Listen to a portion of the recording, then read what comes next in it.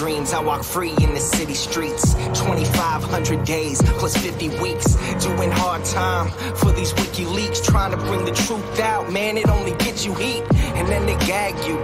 You don't get to speak, and when you get the leak, they try to hit delete. The masters of the masses, they want the shit discreet. That's why my middle finger's up to these sick elites. Free speech, it's the freedom of press. Take your deepest, darkest secrets, never leave them unsaid. If I'm a thief, then I'm a thief for the people you dread. The people of the red, white and blue, you keep them in bed. Seeing the sheep, keep them asleep, deceiving the weak. Keep seeking the leaks till you cease, and I see your defeat. Until I'm deceased underneath a freezing red sheet. Become a dead man, then I hit the switch and release.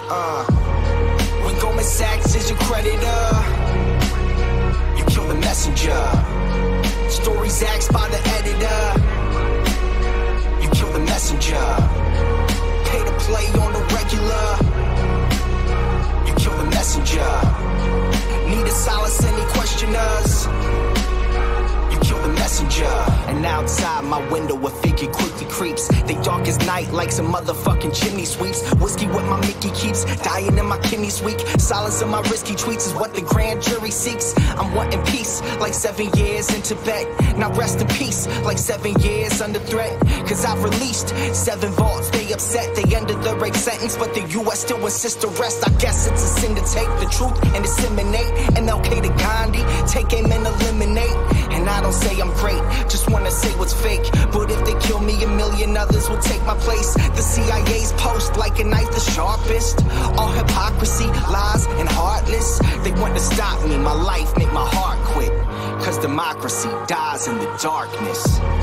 When Goldman Sachs is your creditor, you kill the messenger. Stories axed by the editor, you kill the messenger. Pay to play on the regular, you kill the messenger. Need to silence any questioners, you kill the messenger. When the vote count is irregular, you kill the messenger. You caught spying on a senator, you kill the messenger. Removing voters from the register, you kill the messenger. Need to silence any questioners, you kill the messenger.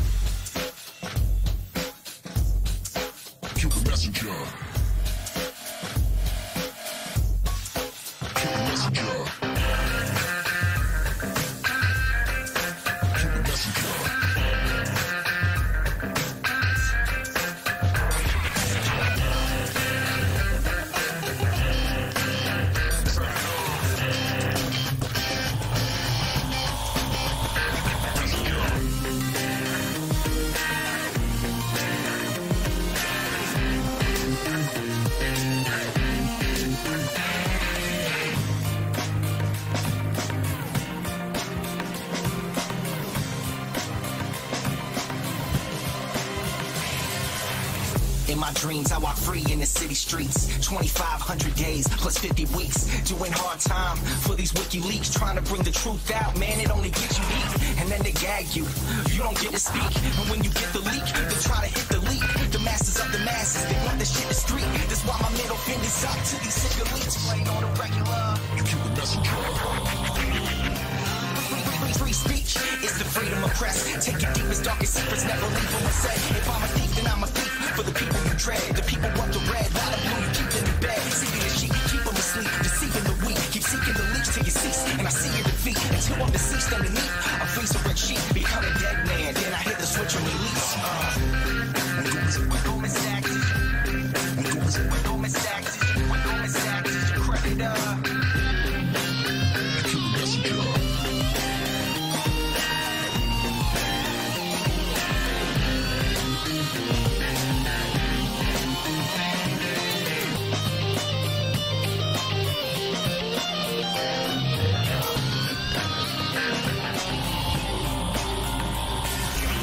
And outside Outside my window, a figure quickly creeps. They dark as night like some motherfucking chimney sweeps. Whiskey what my Mickey keeps, dying in my kidneys weak. Silence of my risky tweets is what the grand jury seeks. I'm wanting peace, like 7 years in Tibet. Now rest in peace, like 7 years under threat. Cause I've released 7 bars, they upset, they ended the rape sentence. But the US still insists to rest. I guess it's a sin to take the truth and disseminate. MLK to Gandhi, take him and eliminate. And I don't say I'm great, just wanna say what's fake. But if they kill me, a million others will take my place. The CIA's post like a knife the sharpest. All hypocrisy, lies, and heartless. They want to stop me, my life make my heart quit. Cause democracy dies in the darkness. Cause democracy dies in the darkness. You kill the messenger. You kill the messenger. Democracy dies in the darkness. Darkness.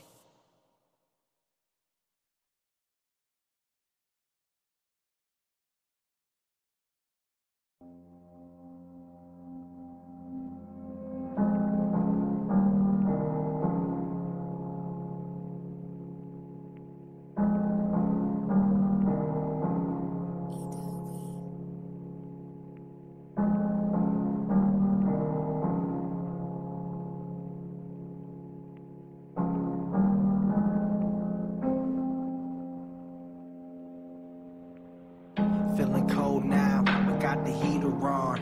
Feeling sold out, even though I'm keeping strong. But can I hold out when every bit of freedom's gone? They want me rolled out, never to sing freedom song. I wanna see the sky, I wanna feel the rain. But gotta keep away from windows, that's some window pane. It's just a shame, couldn't have planned out all our dreams. Now I scream, cause there's a man in the machine. But the train is off the tracks, and damn it's losing steam. I wanna call Christine, I haven't seen since 013. I'm missing life like 3 strikes each night. Seems like 3 nights ain't right. Can't fight, space light, hate life. Wanting to be snake-like, shutting off this gray life. In the dark can't make light, but where I'm headed now is brake lights.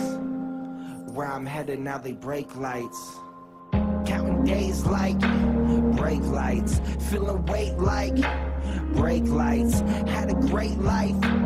Brake lights. Brake lights. Brake lights. Out of place like brake lights. In my face like brake lights. Counting days like brake lights. Brake lights. Brake lights. Sit here asking, what have I done? If these strings were cut, I'd see my son.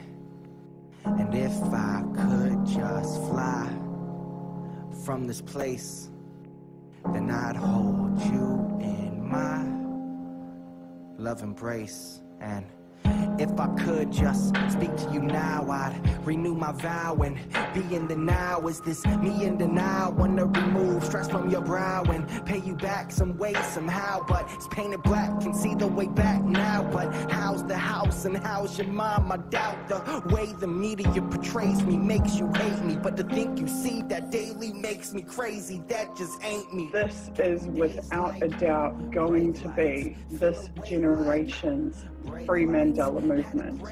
Every single generation must fight again the same battles that previous generations have fought. Brake lights, counting days like brake lights, brake lights, brake lights, brake lights, brake lights, brake lights. Brake lights. Brake lights. Brake lights.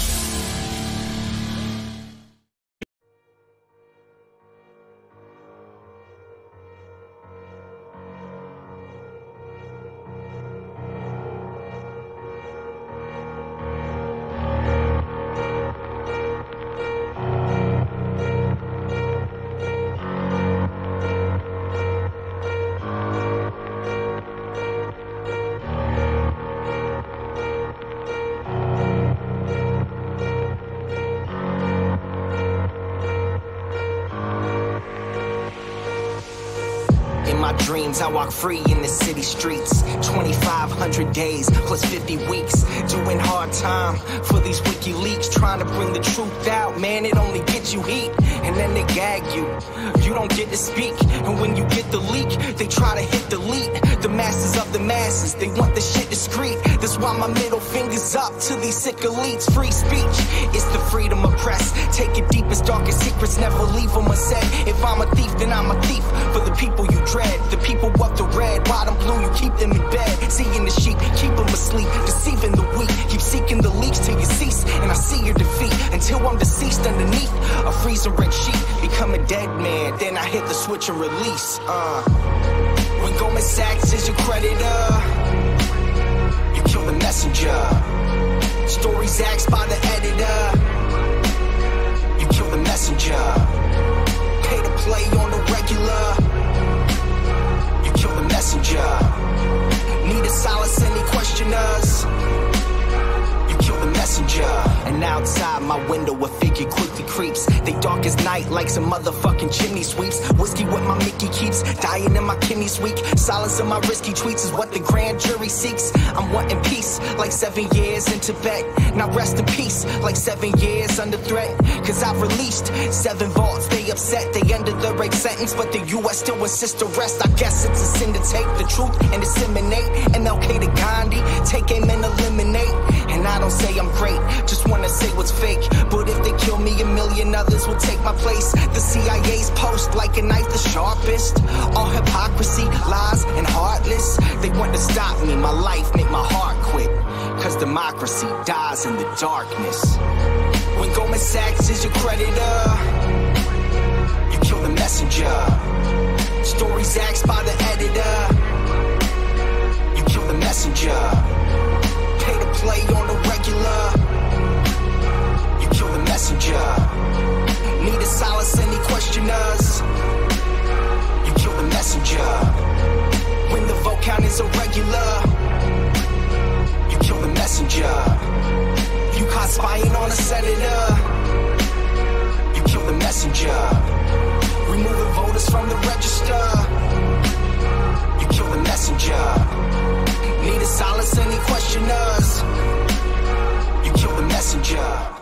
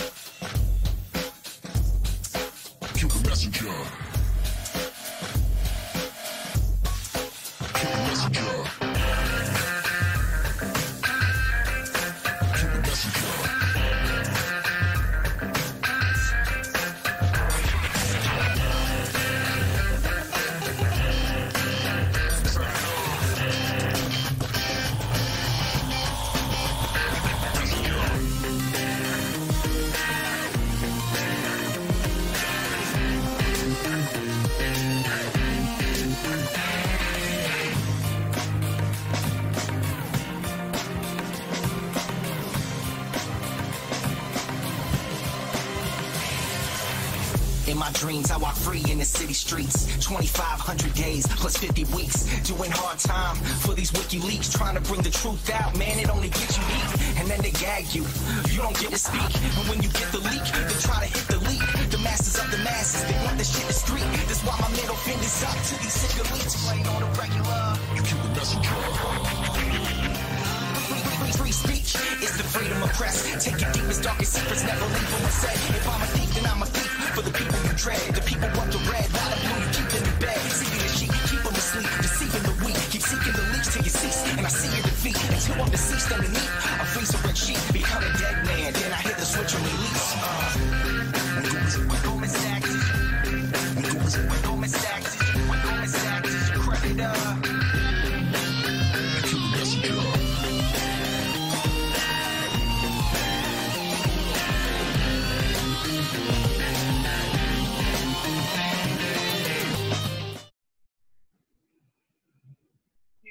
Okay.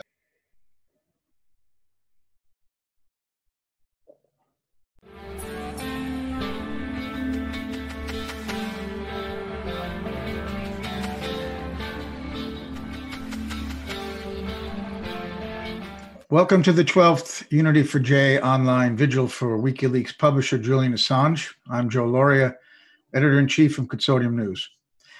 Julian Assange is a wanted man because he published classified information that revealed the crimes and corruption of government officials around the world, not just in the United States. But it is the US, the supposed beacon of freedom and democracy and press freedom around the world, that has indicted him and wants him extradited to the US for the crime of publishing. That's why Julian Assange has been a refugee in the Ecuadorian embassy in London for the past 6 years. He knows the second he steps back onto British territory, he'll be arrested and sent to the US, where he's unlikely to receive a fair trial and would be likely spending the rest of his life in prison. As we do every week, and we're now holding these on Fridays, every Friday, and in the new time, 4 p.m. Eastern Time to 7 p.m. Eastern Time in the United States East Coast. I'm actually in daylight for the first time. So I'm going to read the headlines that of the last week about the situation of Julian Assange on WikiLeaks. At the top is Mairead Maguire, former Nobel Peace Laureate. She nominated Julian Assange last Monday for the 2019 Nobel Peace Prize. And I would like to read her statement because I think it's quite a good one. Why she nominated Julian Assange for the Nobel Peace Prize, a great development for those defenders of WikiLeaks. She writes, Julian Assange and his colleagues in WikiLeaks have shown on numerous occasions that they are one of the last outlets of true democracy. Their work for true peace by making public our government's actions at home and abroad has enlightened us to atrocities carried out in the name of so-called democracy around the world. This included footage of inhumanity carried out by NATO and the military, the release of email correspondence revealing the plotting of regime change in Middle Eastern countries, and the parts our elected officials played in deceiving the public. This is a huge step in our work for disarmament and nonviolence worldwide. Julian Assange, fearing deportation to the US to stand trial for treason, sought out asylum in the Ecuadorian embassy in 2012. In recent months, the US has increased pressure on the Ecuadorian government to take away his last liberties. He's now prevented from having visitors, although that's been slightly relaxed in the last few weeks, receiving telephone calls or other electronic communications, thereby removing his basic human rights. This has put a great strain on Julian's mental and physical health. It is our duty as citizens to protect Julian's human rights and freedom of speech as he has fought for ours on a global stage. It is my great fear that Julian, who is an innocent man, will be deported to the US, where he will face unjustified imprisonment. We've seen this happen to Chelsea Manning, who allegedly supplied WikiLeaks with sensitive information from NATO and U.S. Middle Eastern wars, and subsequently spent a number of years in solitary confinement in an American prison. If the U.S. succeeds in their plan to extradite Julian Assange to the U.S. to face a grand jury, this will silence journalists and whistleblowers around the world in fear of dire repercussions. Julian Assange meets all criteria for the Nobel Peace Prize. Through his release of hidden information to the public, we are no longer naive to the atrocities of war. We are no longer oblivious to the connections between big business, the acquisition of resources, and the spoils of war. As his human rights and freedom are in jeopardy, the Nobel Peace Prize would afford Julian much greater protection from government forces. Over the years, there have been controversies over the Nobel Peace Prize, and some of those to whom it has been awarded. Sadly, I believe it has moved from its original intentions and meaning. It was Alfred Nobel's will that the prize would support and protect individuals at threat from government forces in their fight for nonviolence and peace by bringing awareness to their precarious situations. Through awarding Julian Assange the Nobel Peace Prize, he and others like him will receive the protection they truly deserve. It is my hope that by this we can rediscover the true definition of the Nobel Peace Prize. I also call on all people to bring awareness to Julian's situation and support him in his struggle for basic human rights, freedom of speech, and peace. Mairead Maguire. Also in the headlines, former Australian Ambassador Tony Kevin reiterated his support for Julian Assange. She tweeted, "I have always called for Assange's release and his safely escorted return home to Australia in an RAAF aircraft. This innocent man is being treated so badly by Ecuador, UK, and US governments. We hope to have Ambassador Kevin to join us later in the program. He's been invited." As I pointed out in reading Mairead Maguire's comment that Julian has had a short window now of visitors being allowed. We know that John Pilger visited Julian twice in the last few weeks. We've had a theater director, Angela Richter, meet him, and Cassandra Fairbanks, who's been a guest on these vigils, visited Julian Assange last Monday. She reports that his living conditions are more akin to a dissident in Stasi-era Germany than an award-winning publisher with asylum. And Fairbanks describes the numerous cameras that are displayed throughout the corridors and in the room where she met Julian Assange as well, and that's why she feels she's in a Stasi-era embassy. On Wednesday, WikiLeaks issued official denial of Trump election contacts, saying that the organization never provided election information to Donald Trump campaign advisor Roger Stone or to Jerome Corsi, a conservative author and conspiracy advocate. That's a quote from WikiLeaks, a firm denial of any connection with those men linked to the Trump campaign. Yanis Varoufakis, the former finance minister of Greece, his organization, DIEM 25, on January 4th launched a petition calling on governments of Ecuador and the UK to prevent the extradition of Julian Assange to the US. It has more than 8,000 signatures. As I mentioned, theater director Angela Richter also visited Julian, and she writes, "When I asked him how he had endured the isolation for so long, he replies that he was almost delighted at first. He was sure that such a flagrant violation of his human rights would cause great public outrage, and European politicians would stand up for him because of pressure from the media. Nothing of the sort happened, however, and as the months passed, he lost faith." This is why we have these vigils, and we're going to certainly discuss why there hasn't been that public outrage. As we mentioned last week, Ecuador has begun a special examination of Julian Assange's asylum and citizenship as it looks for an IMF bailout. This is a big development, and we did talk a little bit about it last week, but it's worth mentioning again, because as some suspected, Ecuador holding a very important asset for the United States, namely Julian Assange, would certainly want something in return for handing him over, as all governments deal in that way. It appears, if this story is accurate, that one thing they would want is an IMF deal that would allow them a new loan and to pay off apparently $2 billion that they owe to China, amongst other debts I'm sure that Ecuador has. But what's curious about this story, actually a reaction to this story, is an article I saw in Daily Beast, which looks like disinformation. Daily Beast is notoriously unreliable and an anti-WikiLeaks publication. They make a big deal of going after Julian Assange and WikiLeaks. And it is an article from Quito, the capital of Ecuador, in which a member of parliament there was interviewed and other people were interviewed, in which this article pretends to say that they don't really care about Julian Assange very much. It's not a big deal like some websites and this Vigil in particular makes out of what's going on, that they don't really care and it's all really nonsense. So you might want to look at that article if you want a good laugh.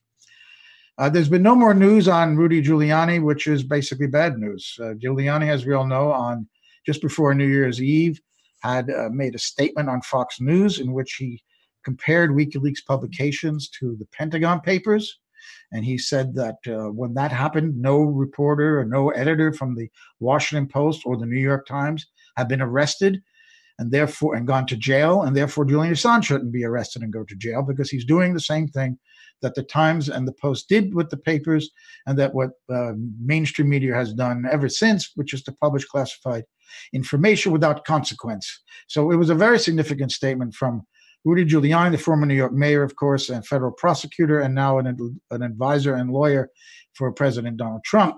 why we thought it was significant is because he's an advisor to President Donald Trump, who has the means to issue a pardon even before an arrest is made. There are charges, as we know, in this Alexandria, Virginia courthouse down the street from me here.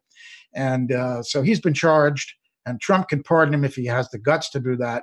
Of course, it'll be attacked as being a partisan move, and that would supposedly appear to be more evidence that Trump was delivered the presidency by one Julian Assange and WikiLeaks, which, of course, anyone who understands anything about the 2016 election knows that that's just not true, that Julian Assange did not give Donald Trump the White House. Hillary Clinton gave Donald Trump the White House.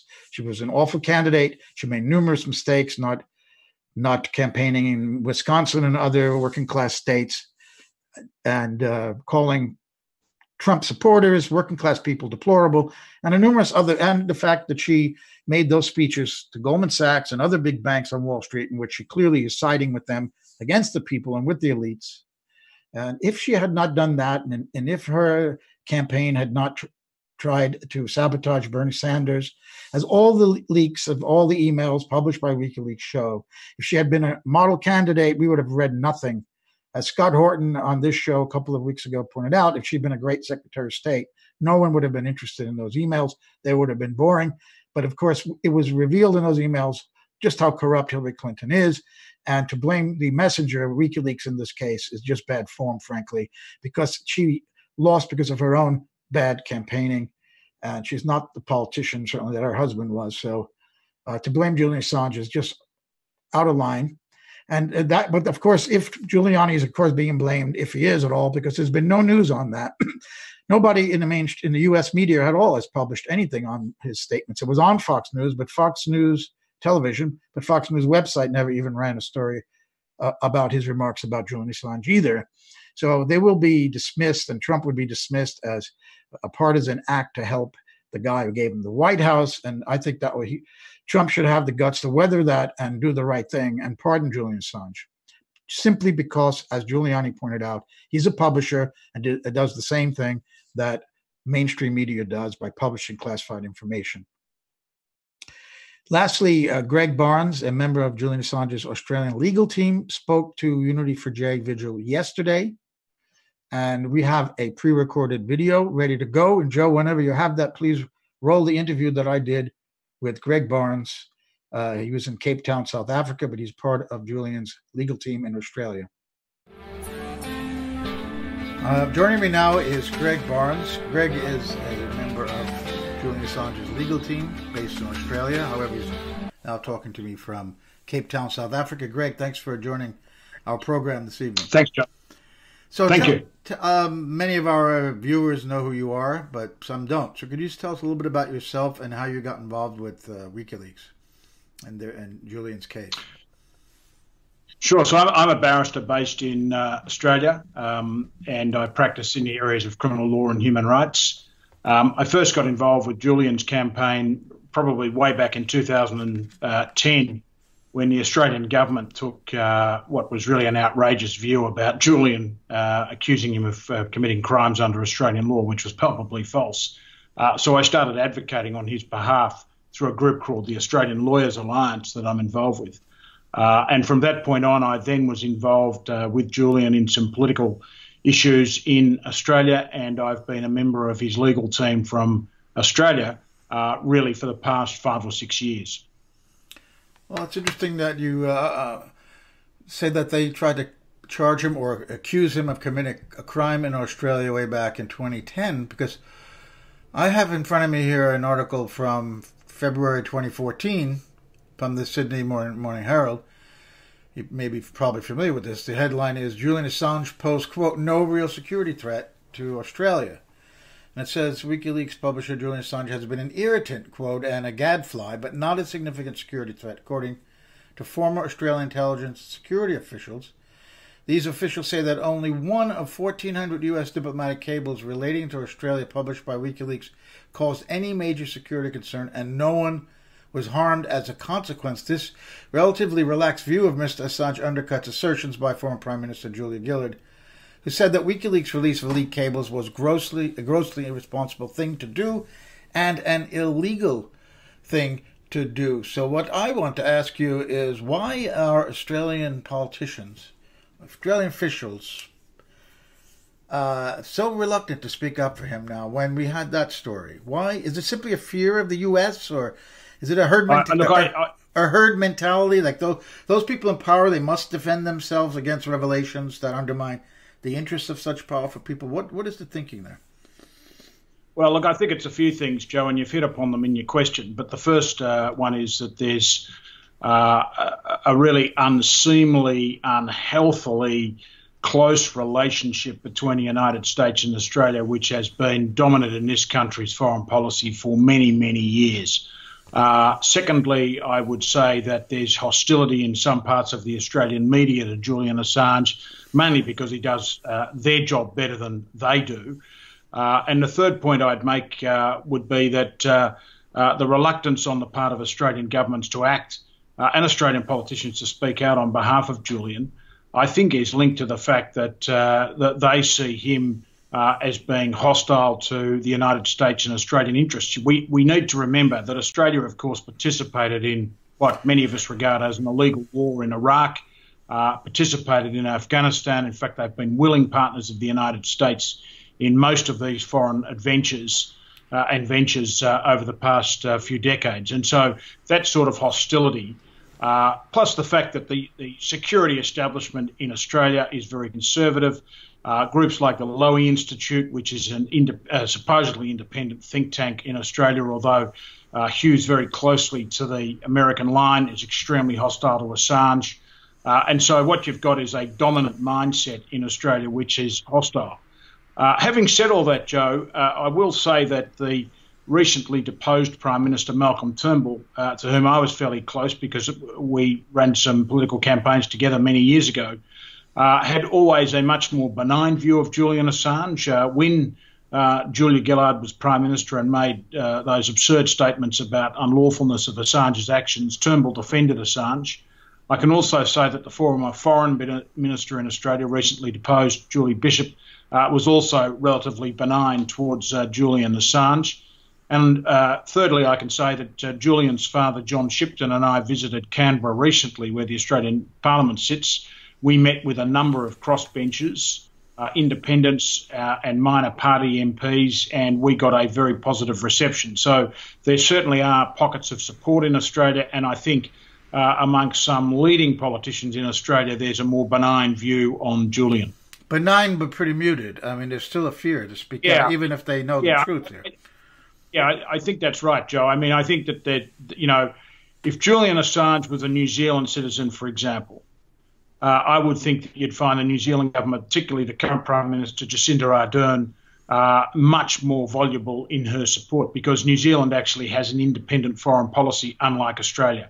And so it has to be said that the efforts made by the Australian government to date have been few and far between. We were encouraged, John Shipton and Julian and I, by some overtures that we made earlier last year, at the start of last year. Unfortunately, Mr Turnbull's no longer Prime Minister and Ms Bishop is no longer Foreign Minister. But there's likely to be a change of government in Australia in the next few months, highly likely to be a change of government. The Labor Party, which is sort of like the US Democrats, and sadly, I have to say, I don't see a lot of support in the Labor Party for Julian Assange. In fact, some of its key spokespeople are bizarrely quite hostile to Julian. I wonder if the US just sees New Zealand as less significant than Australia and allowing that government to take those kinds of positions. But you also mentioned the media, and I find it as a long-time reporter who spent 30 years in corporate media before I finally got out where I never belonged. I find that their behavior and their attitude towards Julian Assange and WikiLeaks is shameless, because they depended on him and WikiLeaks for scoops. They made money off of that. At least their newspapers made money off of that. They built careers, and now they've turned against him. And there's a tweet here from Mark Curtis. You might know Mark Curtis. He's a British historian, and he just tweeted 3 hours ago, from the time we're taping this. UK minister told Parliament yesterday that, quote, "There can be no doubt that media freedom is under increasing attack across the world." That's the quote. And then Mark adds, "Speaking 2 miles away from the only journalist in Europe being held an arbitrary detention. So why do you think the press has turned so cowardly towards Assange? And it's not only what you said, that they're doing a job better than he is. Are there other reasons?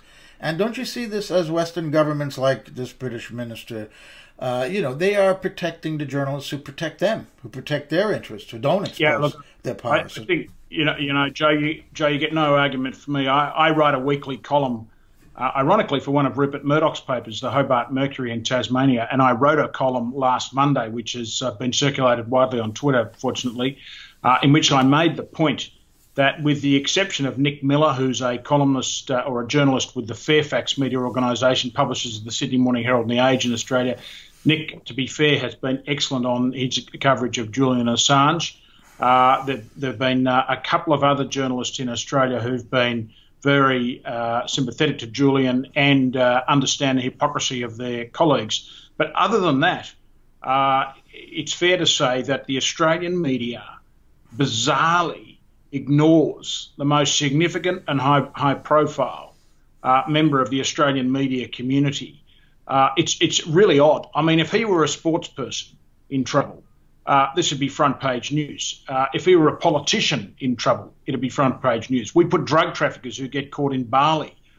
They're front-page news, and any developments in their case are front-page news. And yet when we have, for example, Rudy Giuliani making comments as he did recently in recent days about Assange, I mean, this is the president's counselor, whatever you think of Giuliani and Trump, one would have thought the Australian media would say, well, actually, that's pretty significant. We should report this. This is what Giuliani thinks of a prominent Australian who's currently arbitrarily detained. But there was just nothing in the Australian media. Now, I think it's for all the reasons that you mentioned. There's hostility on the part of the many journalists who, by the way, depend on the security establishment. They depend on the security establishment for many of their stories in Australia. There's an unholy alliance between themselves and the Department of Defence, the security agencies, the police and politicians.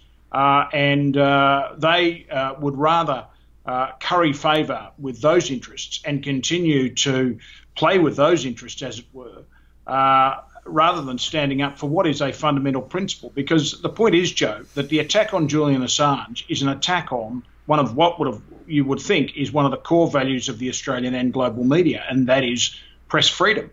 And to not support him, irrespective of what you might think about Trump and what you might think about alleged Russian collusion, and I don't buy in, I'm not buying that, but I'm just saying some do.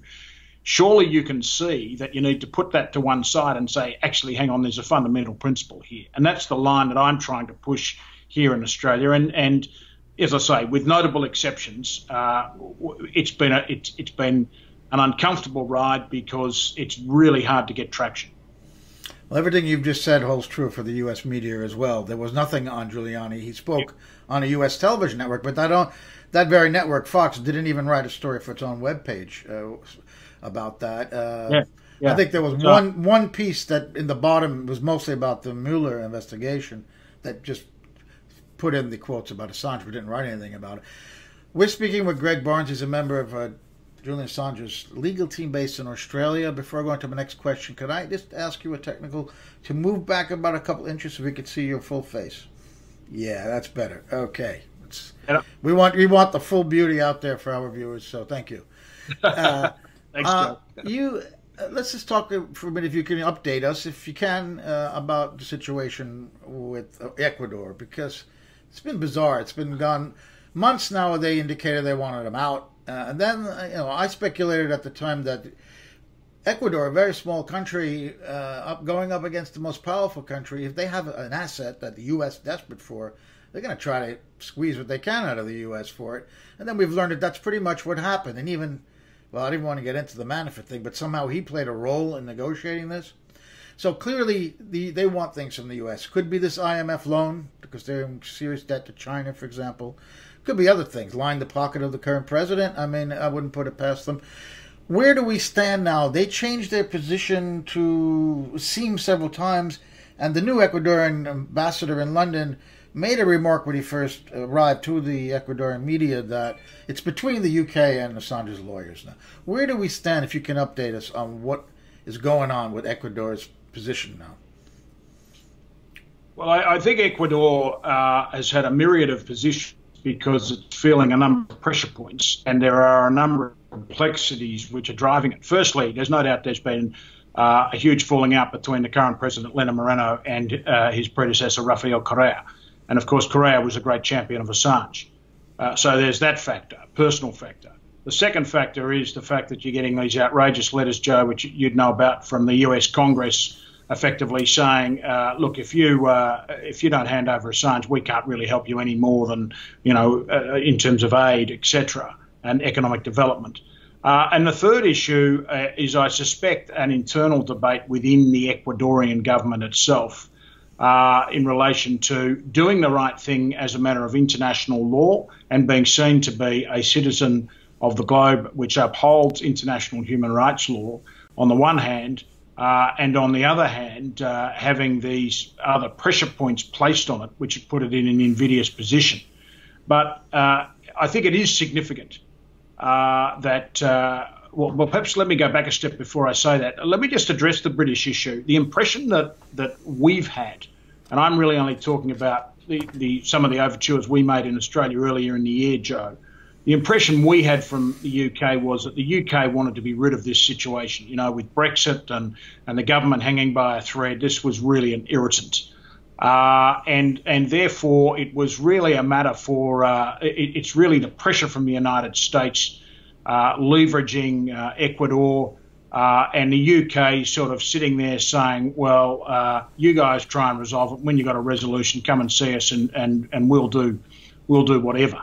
That's the impression that we were given, and we could be wrong about that, but certainly the UK government has just maintained this consistent position that there's a breach of the Bail Act, that has to be dealt with, but you don't suspect there's any great venom in the United Kingdom position. But the Home Secretary, I believe, has said that he'll get a warm welcome from the police once he gets out. So well, I mean, but Joe, look, that's the sort of talk you get from politics. As a lawyer, I can tell you, and you'd know, Joe, you get that sort of talk from politicians. If somebody's on the run, from their point of view, they use this sort of language. I think that the important Jeremy Hunt, who's the Secretary of State there, or Foreign Secretary, did make those comments standing next to Julie Bishop, the then Australian Foreign Minister, who was much more circumspect, to her great credit. And that's what I meant when I said that she was much less hostile, or certainly benign towards Assange. But I don't read the UK position. I mean, the UK effectively is a patsy of the US on this issue, as is Australia. And I think I'm with you. I think that the Ecuadorians actually do hold some cards here if they know how to play them. But I'm not sure that they do know how to play them, and that's why the position keeps changing. Yeah, that could be. Yes, it was the Foreign Secretary, not the Home Secretary, who yes, said, that's right. who said that. Yes, who said that. Well, I think MI5, MI6 would be quite pleased to have him brought to the U.S. in chains, and on their own, without any prodding from the United States. Oh, can I just say, sorry, Joe, just to interrupt you on that. I had a conversation in Australia middle of the way through last year with someone whom I respect enormously from that sort of world, if I can put it that way without saying anything further. And they made that point to me. They said, look, you've got to understand, security agencies in Australia, the United States and the UK hate Assange with a passion because they are obsessed, as you and I both know, obsessed with secrecy. And particularly I do a lot of work around that space, and they've become particularly obsessed since 9/11. And so they regard Assange as the devil incarnate. And, of course, MI5 and MI6 would do whatever the Americans asked them to do, including, in my view, seeking to subvert the judicial process in the United Kingdom in relation to extradition. That leads me exactly to my next question. Because we had on a legal expert a couple of weeks ago, Francis Boyle, in the U.S., was familiar with the extradition treaty with the UK, the US-UK, because he represented some IRA figures who Britain wanted extradited. So he was putting through the motion that there would be a court appearance and that the argument could be to try to delay and move it to the European Court of Justice, of Human Rights.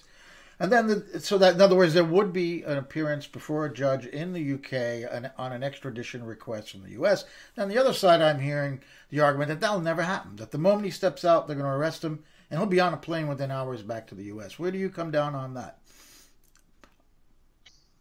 I think it's a really interesting question. To be fair to the UK judiciary, it has been quite robust in recent years at the upper levels. And I'd emphasise at the upper levels, the appeal court judges. I think the real issue here is whether or not there's going to be subversion of that process by the United States just putting him on a plane and getting him out of the country. I can say to you now, Joe, that in the area, for example, of immigration, where I do a lot of work for asylum seekers and where the Australian government is determined to put people back on planes and get them out of the jurisdiction, they often just don't wait. You can make an application to court and they come along and say, oh, sorry, your client's already at Sydney Airport and boarded a plane. They're outrageous. And I think governments governments would never have done this 20 years ago, I can tell you, but they do it now. And I do think that's a real fear. But I think if this matter were litigated and agitated in the English courts, there is a greater respect for human rights issues.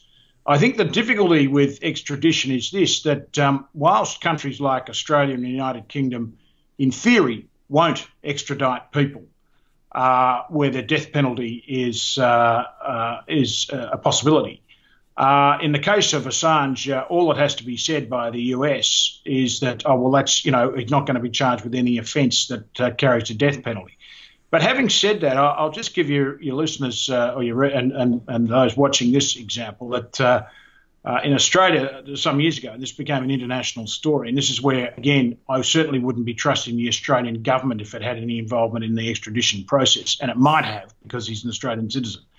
There have been notorious examples in Australia where Australian police have allowed people to go to Indonesia knowing that they were trafficking drugs, just so they can get caught by the Indonesian system and face the death penalty. And in fact, 2 were killed, executed by the Indonesians last year. So I no longer have any great faith in the police forces and security agencies of countries like Australia, the United Kingdom and the United States when it comes to doing the right thing in extradition treaty cases. Well, is it just the right thing or the legal thing? Do you know what the law is in the UK? Well, it's both.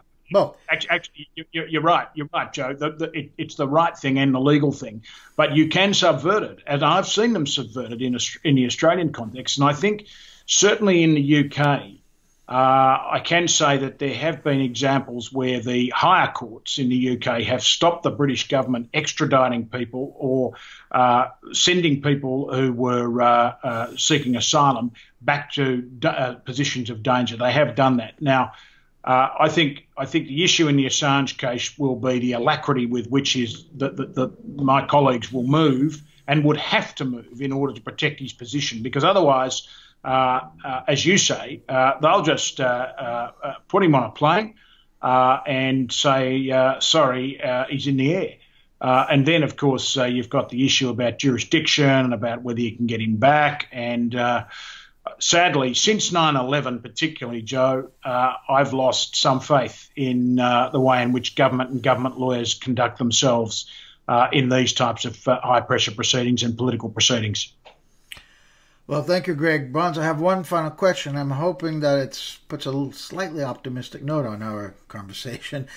There have been a few hopeful signs in the last couple of weeks. The UN reiterated, the UN Advisory Board had reiterated its statement that he's being held under arbitrary detention, should be released and compensated. And then there were 30 European parliamentarians who signed a statement. There was a statement by Rudy Giuliani that we discussed earlier. John Pilger's been to see him twice now in the last few weeks, see Julian Assange, and he reported to us that he seems to be in relatively good spirits considering what's going on. And he's intellectually as sharp pretty much as he's ever been. He's still Julian Assange intellectually. So, I mean, are there any reasons to be optimistic at all right now? Well, the other thing I would add to it is this, that we're certainly the view we take in Australia, and that is Julian's father and his mother and others I work with here, we have an election campaign coming up where both sides are vying for office. We have had success in the past in Australia with the David Hicks campaign, Joe, which you may recall. David Hicks was an Australian who was shunted into Guantanamo Bay. There was huge pressure on the then Conservative government to get him back. He did end up coming back to Australia. And we have had some discussions with groups potentially about running campaigns during the context of the election, saying bring him home. I mean, I think a lot of Australians take this view, and certainly the Australians that I speak to, and when I speak to others who are in the polling game, if you like, or the community attitudes game, their view is this.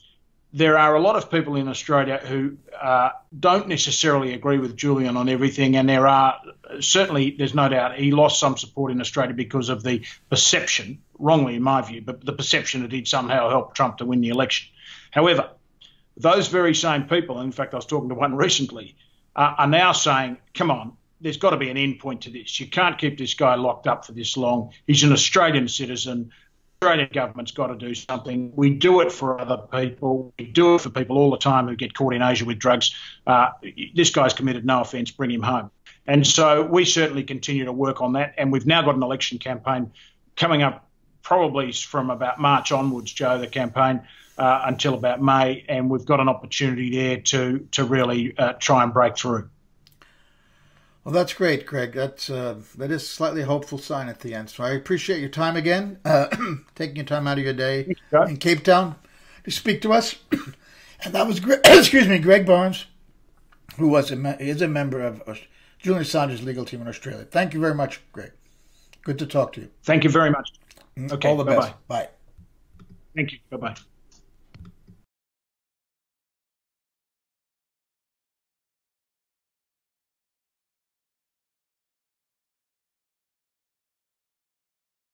Interesting interview that he conducted with me yesterday from Cape Town, South Africa. And in my headlines, I mentioned that Cassandra Fairbanks had last Monday been in London to see Julian Assange at the embassy. And she wrote a piece headlined that Assange's living conditions are more akin to a dissident in Stasi-era Germany than an award-winning publisher with asylum. So we welcome Cassandra Fairbanks. Cassandra, are you back from London? Are you in Washington? Yeah, I'm back in DC, unfortunately. Thanks for having me, by the way. Sorry? I said thanks for having me, by the way. And yeah, I'm back in DC. Glad to have you here because you can give us some fresh information about what you saw. How difficult was it for you to get the interview, first of all, with him? Well, I didn't interview him. I just stopped by for a visit. But well, last year when I went and visited, I just organized it with him and his lawyer, and it was really simple, and the embassy wasn't really involved at all. This time I had to fill out a form detailing like where I work, my employer's address, all my social media accounts. If I wanted to bring my phone in, I would have had to provide the IMEI and serial number and all kinds of other information about any device I brought. I figured it'd be easier just to leave it behind. But yeah, there was a little bit of a process this time.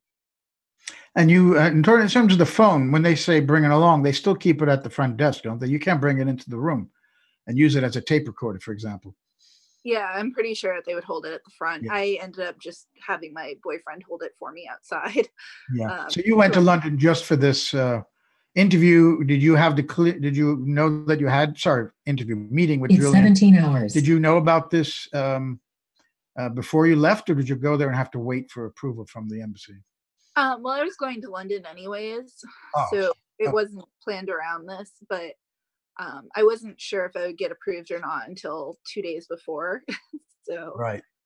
So tell us now about your experience entering the embassy and going in to see Julian and what the meeting was like with him. Okay, well, getting in was pretty similar, aside from, filling out the paperwork and stuff like that, having to get approval from the ambassador. It was all pretty similar to last year when I went. They scan you with a metal detector when you go in and search your bags, which didn't really bother me because Julian has a lot of enemies and I'd rather that they be doing that. But then once I was inside, the amount of cameras and microphones was, I mean, it had to have been double or triple what it was last year. Last year there was, cameras here and there, but they weren't everywhere. Now, no matter where you're standing, no matter where you are, there's a camera picking you up, and from pretty much every angle also, which was a little bit dystopian and creepy. And we tried to go into another room to get some privacy so that we could speak freely. And they came and pounded on the door and they were like, no, you have to go back. So we ended up in the conference room and we tried to put on like the radio and a white noise machine, but it was still, it was so obvious that we were being recorded that we ended up just passing notes, which is a little bit insane to me. Was most of your discussion with him in a written form then? I mean, pretty much, yeah. We spoke, obviously, but a lot of things we had to write down so that it wouldn't be picked up by the microphones or the cameras. How long were you with him? It was supposed to be an hour. I ended up staying, I think, a little over 2 hours before they threw me out. Threw you out? Did they come into the room and literally tell you had to leave? Yeah. What can you tell us? Was this off the record? I mean, your discussions with Assange, or can you tell us something about what you learned from that? Yeah, no, everything was off record. He's not really allowed to speak about politics or his conditions of his asylum right now. So I wouldn't want to jeopardize him in any way by discussing that. And it's a shame because the thing that really struck me is that he's not allowed to talk about his feelings or his thoughts on social media right now or to the public or press, and that's bad, but he can't even speak freely about his thoughts and ideas to his friends and to reporters at the embassy where he's living, and that I feel like is a really scary thing. So you can tell something about his demeanor and how he's holding up under these terrible conditions. I mean, he was in really good spirits. We were joking around and had a good time. He was, as well as could be expected given the situation. He looked a little bit thinner than last time I saw him, but overall, he was he was tough. He's still bright, still sharp. They haven't broken him, so that's good. Is your feeling that they won't be able to break him from what you saw? No, I don't think they will be able to. He's strong and he knows how important his fight is. And I don't think that he'll give that up for anything. Yes, he knows. So you don't know about how he's eating, or he certainly doesn't have exercise other than maybe a exercise bike that he has, I think, in his room. Yeah, I don't know. There was a lot of fruit around. We had some coffee. The coffee was good. I don't really know about his eating or anything like that. I can say that it was warm, at least in, the lobby and the conference room and the office and general living spaces. I didn't go into his room, but I know that a lot of people were really worried about the heat situation. It was warm in at least the common areas. So without divulging any details, can you say that he is, despite being cut off from the outside world in terms of the internet and having few visitors beside his lawyers, and now there seems to be a window opened where people like yourself and John Pilger and Angela Richter, the theater director, went to see him in the last few weeks. But can you tell us that he seems to be informed about what's going on, A, in the world politically, and B, about his own situation, his own case? Oh, absolutely. He's definitely filled in on, world affairs. It's Julian, he's not only aware and filled in on what's going on, he has very interesting perspectives. He's brilliant. His mind is still, going. He's exactly how you would expect. Strong opinions, very smart opinions, things that you wouldn't necessarily think of, and so on that front, he's really doing well. I think it's just unfortunate. Now, here in those with the world. Yeah, Here in the U.S., prisoners, and I think in federal prisons, are not allowed anymore to get books. And it was always difficult to send a book to a prisoner anyway. Does he have access to books and newspapers? Do you know? I'm not sure, but I would assume so. I think he can get books and things And like that. they're not denying a paper, print edition of a newspaper, even so he could actually read a paper and get his hands dirty with ink, and not have to because he can't go online.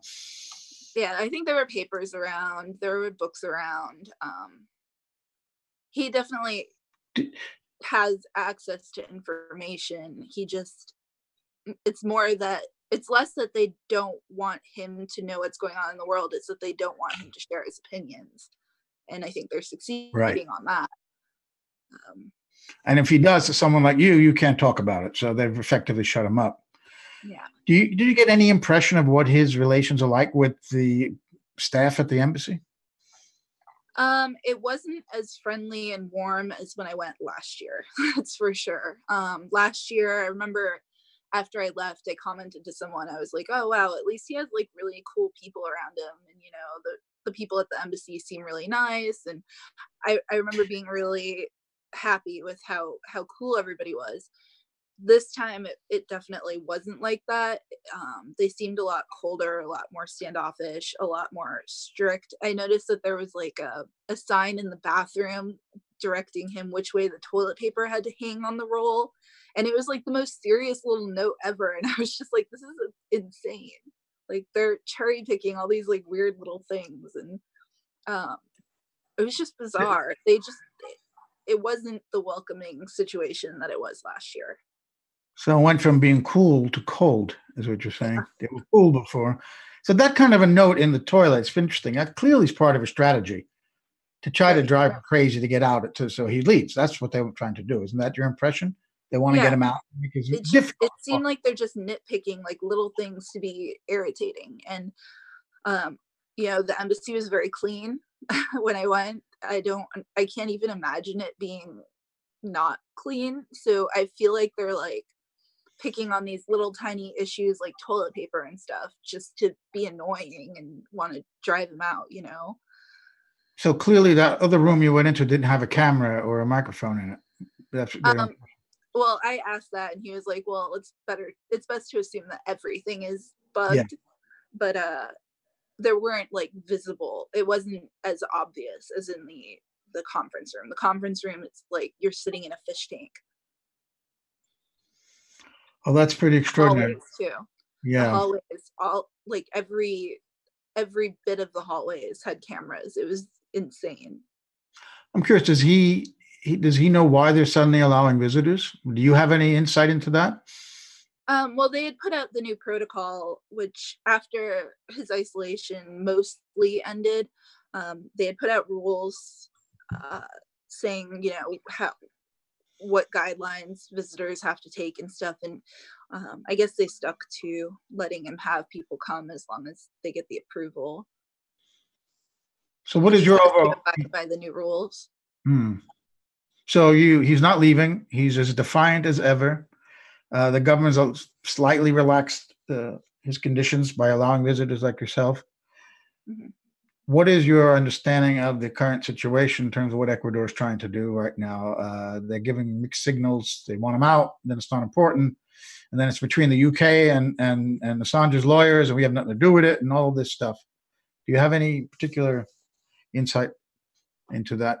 Well, I mean, around DC, there's been a lot of talk about how it's Pence, and that Pence and Pompeo have been really adamant about getting Julian, and that it hasn't been like so much the people like Trump and his people, but Pence. Although I think that's kind of just passing the buck, but that's been the most of the talk I've heard around here. And I think Ecuador has some debts and they're looking for a bailout. And the US said, you know, if you don't go after Chevron and you hand us Julian Assange, then we'll be more willing to play ball. Yeah. And I think that they want that money, and that the new president doesn't particularly care about Julian Assange. He doesn't care about press freedom the way that their previous president did. And so I think he's willing to make a deal with the devil. as American officials don't care about press freedom. Without telling us what he said, if you can, was he aware of what Giuliani said, for example? Is he aware that he's been nominated for the Nobel Peace Prize? It was actually the same day that you were there that Maguire nominated him. So maybe that news hadn't filtered into you either. I hadn't heard about the Nobel Peace Prize while I was there, but we, we did talk about Giuliani a bit. I see Giuliani really, really frequently because I hang out at Trump Hotel a lot, but and he's always there. Oh, so I had spoke to him. I got to before. Yeah, I've got to start hanging out there too now. It sounds like you should. It's the place to go. Everybody always jokes that I was there once. Everybody jokes there that I'm the unofficial WikiLeaks lobbyist. As soon as I see like Sarah Sanders or anyone there, I run up with questions about WikiLeaks. I'm kind of a pest, but it's a place. Well, that's good. That's what a reporter should be. Yeah. A good reporter is a pest. Yeah, you have to be able to do that. I was there once. I was turned off by the decor, and then I didn't go back. But that was a mistake on my part. So, you got typical Trump style. Sometime, I'll take you. Well, I'm sure you'll be there when I go. But yes, let's do that. Well, Cassandra, thanks very much for your time with us today, and it was great that you went to see him. And let's hope that the news gets better. Okay, thank you so much. If you want to stick around for the discussion, please stick around. But if you have to go, we understand. Okay. I'm on my phone. Bye-bye now. Right, bye. Bye. Mike Gravel. Senator Mike Gravel is now with us from near Monterey, California. Mike, welcome back to the program. How are you? Thank you. I've got one insight, I hope. Well, I'll have more than that it's on the Nobel Peace Prize. And I'm sure the lady who nominated him realizes that doesn't go to Sweden. That goes to a committee of the Norwegian legislature. And that committee can be lobbied. In fact, that's what the whole process is. So in the course of, because they'll make the announcement sometime in October of 19, but I think it would be very valuable for people to contact the various peoples on the committee, or if you could find out the committee membership, Joe, and put that up so people could then get that information and contact the committee and lobby them.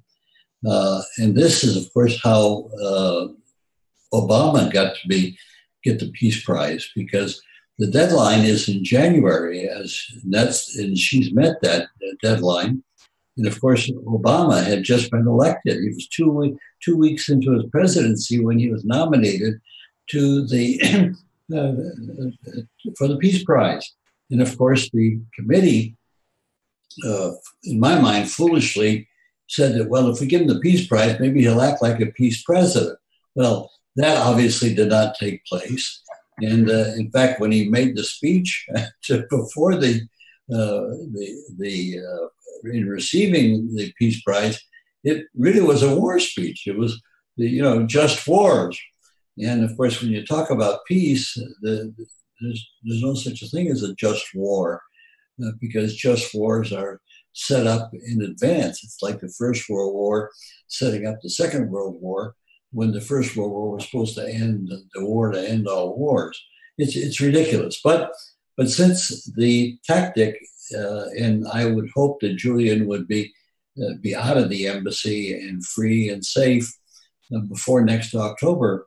But in the meantime, I would hope that we would try to lobby the committee, individual members on the committee, that this would be very, very significant for the cause of world peace. That is through a process of informing the people in the world as to what their leaders are doing.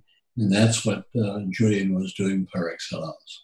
So that's the insight I want to add. I don't know if I could add anything more other than we talked in terms of the last time I was on about getting the Labour Party to put pressure on the May and her party and I believe a member of the Labor backbencher did come up with a statement about supporting Julian Assange. And so here again, if we could get Corbyn to the minority leader, if we could get him to weigh in, that would put really great pressure on the UK government, which might react by just bagging it rather than get all the heat. So those are my two insights, Joe. I don't think I can add anything more than that. Well, I think those are brilliant insights, particularly the idea of lobbying the members of the Nobel Committee, which should be public information. It's something I could dig out, and I would publish that, and hopefully people would take that up, and people watching us, and we can make more out of that on social media too, because that would be a tremendous thing if, in fact, he would get that prize. I didn't see a lot of media coverage about his nomination, which tells you something right there. That again, the establishment media, which does the bidding for powerful people rather than people, didn't see that as newsworthy. Just as they didn't see Giuliani's remark as newsworthy. Mike, I don't think you were on last week when we talked about Giuliani, but you know what I'm talking about. He was on Fox News. Oh yes, no, I'm very well aware. I was very excited by Giuliani's statement. I thought it might have a little bit of suction on moving Donald Trump, but maybe at some point Trump, is so erratic in what he does that he may pick up on Giuliani's statement in a conversation with Giuliani and react to it with a tweet. So that's possible in the future.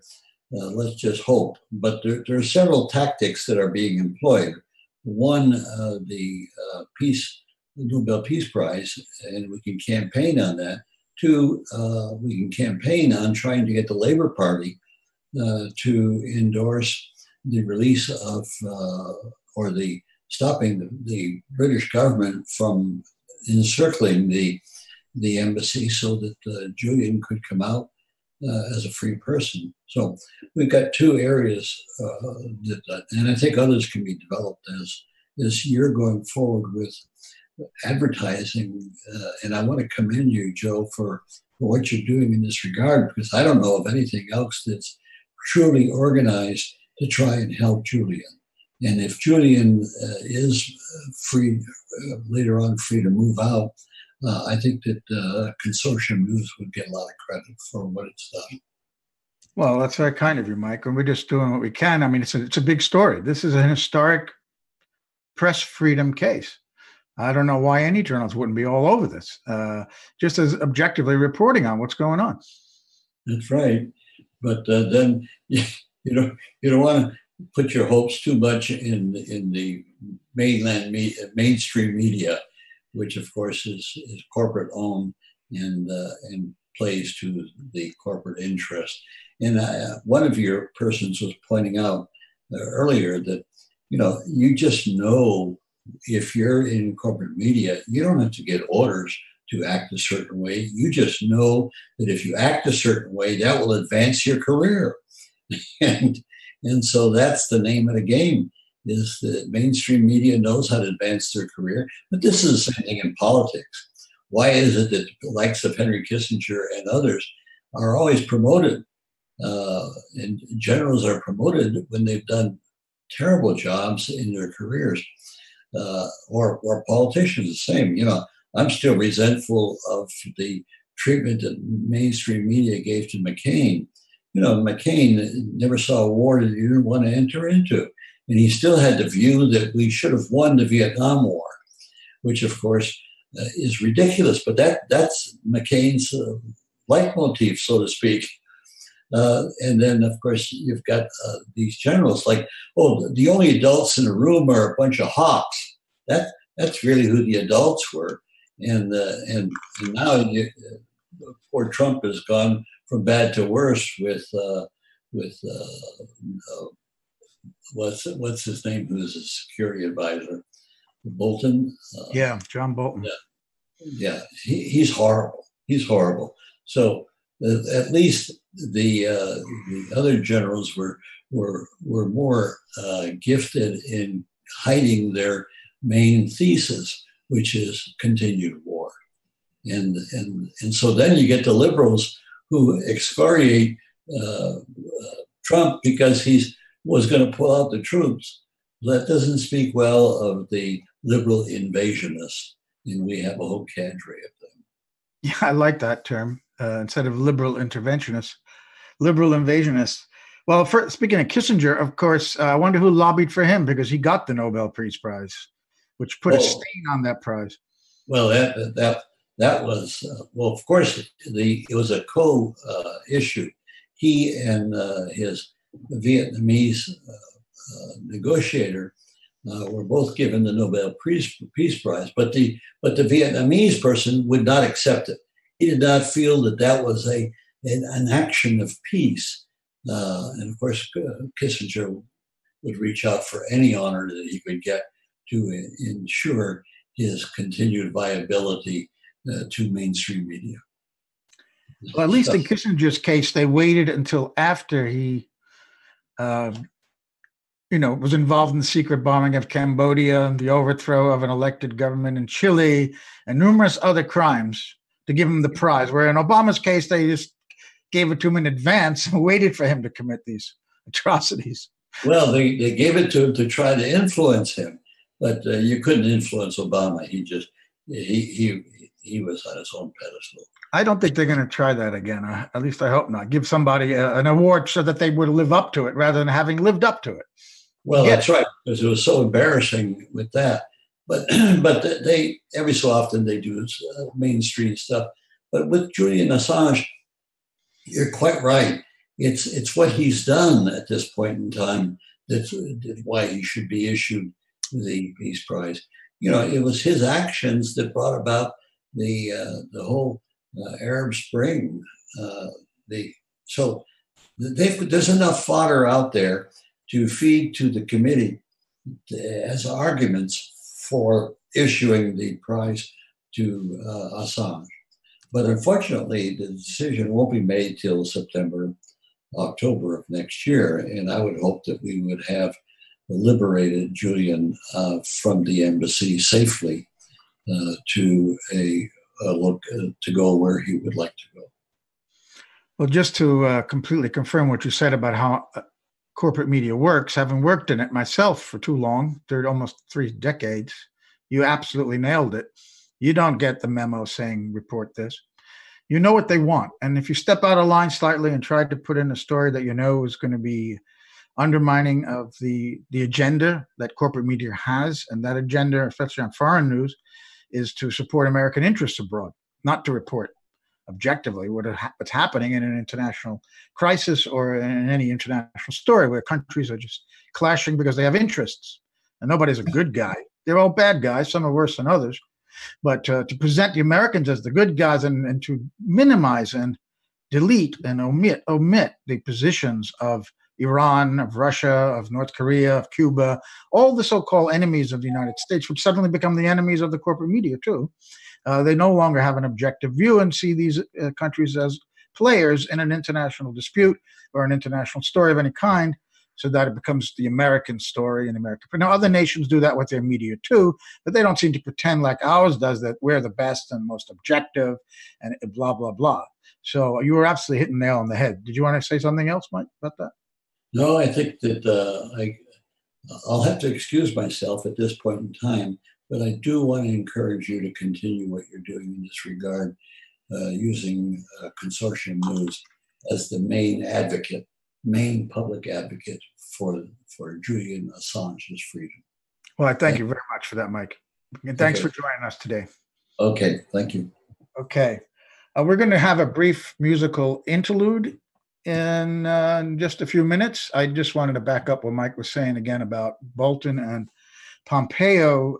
They've seemed to have taken over this decision on whether to withdraw from Syria or not. Trump, for whatever reason, he has good instincts sometimes. I don't know who's telling him things, but every once in a while, he'll make the right pronouncement. And to remove troops from Syria certainly was one. And now he's been backtracking after visits from Lindsey Graham and statements from John Bolton and Mike Pompeo, the National Security Advisor and Secretary of State. And that we're not really going to move out. Now there are conditions.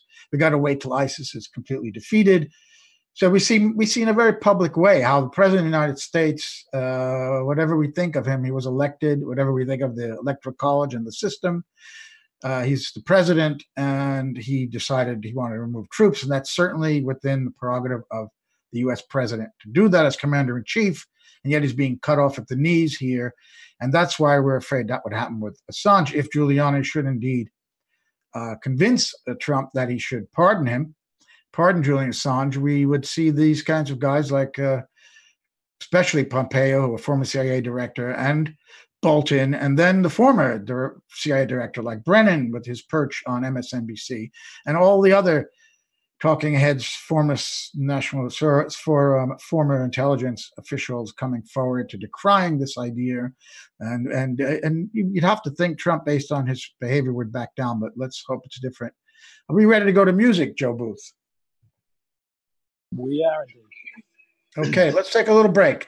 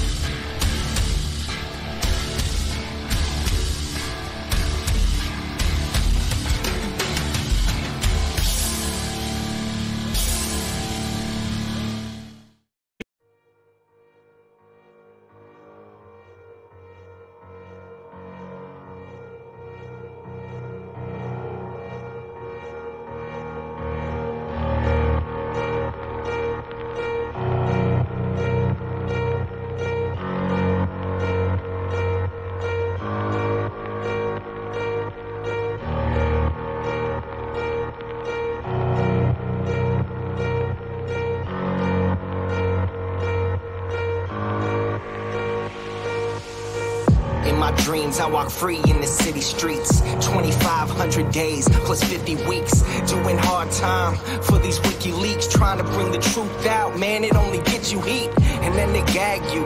You don't get to speak, and when you get the leak, they try to hit delete. The masters of the masses, they want the shit discreet. That's why my middle finger's up to these sick elites. Free speech, it's the freedom of press. Take your deepest, darkest secrets, never leave them unsaid. If I'm a thief, then I'm a thief for the people you dread. The people of the red, white and blue, you keep them in bed. Seeing the sheep, keep them asleep, deceiving the weak. Keep seeking the leaks till you cease, and I see your defeat. Until I'm deceased underneath a freezing red sheet. Become a dead man, then I hit the switch and release. When Goldman Sachs is your creditor, you kill the messenger. Stories axed by the editor, you kill the messenger. Pay to play on the regular, kill the messenger. Need a solace, any questioners, you kill the messenger. And outside my window a figure quickly creeps. They dark as night like some motherfucking chimney sweeps. Whiskey with my Mickey keeps dying in my kidneys weak. Silence in my risky tweets is what the grand jury seeks. I'm wanting peace like 7 years in Tibet. Now rest in peace like 7 years under threat. Cause I've released 7 vaults, they upset. They ended the rape sentence, but the US still insists to rest. I guess it's a sin to take the truth and disseminate. MLK to Gandhi, take aim and eliminate. And And I don't say I'm great, just wanna say what's fake. But if they kill me, a million others will take my place. The CIA's post like a knife the sharpest. All hypocrisy, lies, and heartless. They want to stop me, my life, make my heart quit. Cause democracy dies in the darkness. When Goldman Sachs is your creditor, you kill the messenger. Stories axed by the editor, you kill the messenger. Pay to play on the regular, you kill the messenger. Need to silence any questioners, you kill the messenger. When the vote count is irregular, you kill the messenger. If you caught spying on a senator, you kill the messenger. Removing voters from the register, you kill the messenger. Need to silence any questioners, you kill the messenger.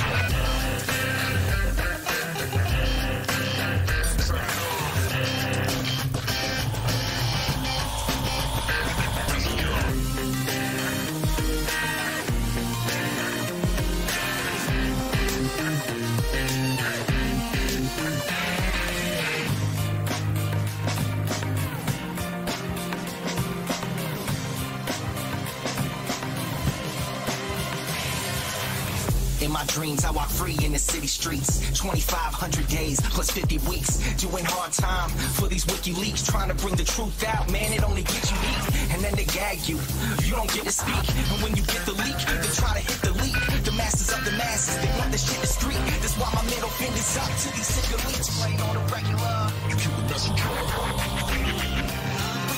Free speech is the freedom of press. Take your deepest, darkest secrets, never leave them unsaid. If I'm a thief, then I'm a thief for the people you dread. The people want the red, while the blue you keep them in bed. Seeking the sheep, keep them asleep, deceiving the weak. Keep seeking the leaks till you cease, and I see your defeat. Until I'm deceased underneath a freeze a red sheet. Become a dead man, then I hit the switch and release. When Goldman Sachs is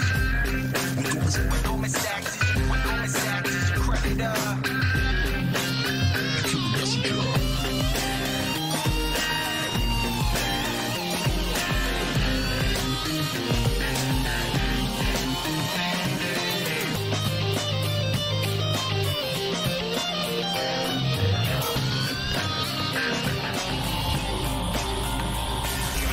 And outside my window a figure quickly creeps. They dark as night like some motherfucking chimney sweeps. Whiskey what my Mickey keeps, dying in my kidneys weak. Silence of my risky tweets, what the grand jury seeks. I'm wanting peace, like 7 years in Tibet. Now rest in peace, like 7 years under threat. Cause I released 7 vaults, they upset. They ended the rape sentence, but the US still insists arrest. I guess it's a sin to take the truth and disseminate. And I'll pay the Gandhi, take him and eliminate. And I don't say I'm great, just wanna say what's fake. But if they kill me, a million others will take my place. The CIA's post like a knife the sharpest. All hypocrisy, lies, and heartless. They want to stop me, my life, make my heart quit. Cause democracy dies in the darkness. Cause democracy dies in the darkness. You kill the messenger. You kill the messenger. Democracy dies in the darkness.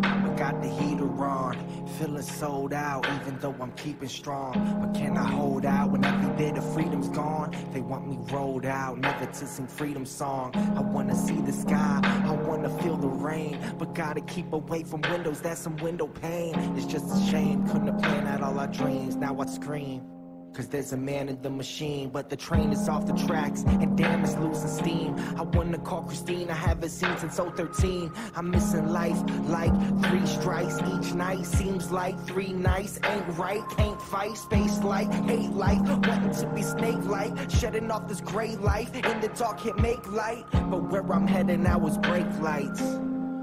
Where I'm headed now they break lights. Counting days like brake lights, feeling weight like brake lights. Had a great life, brake lights, brake lights, brake lights.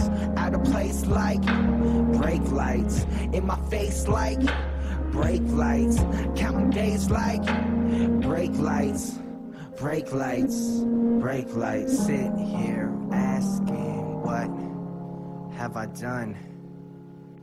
If these strings were cut, I'd see my son.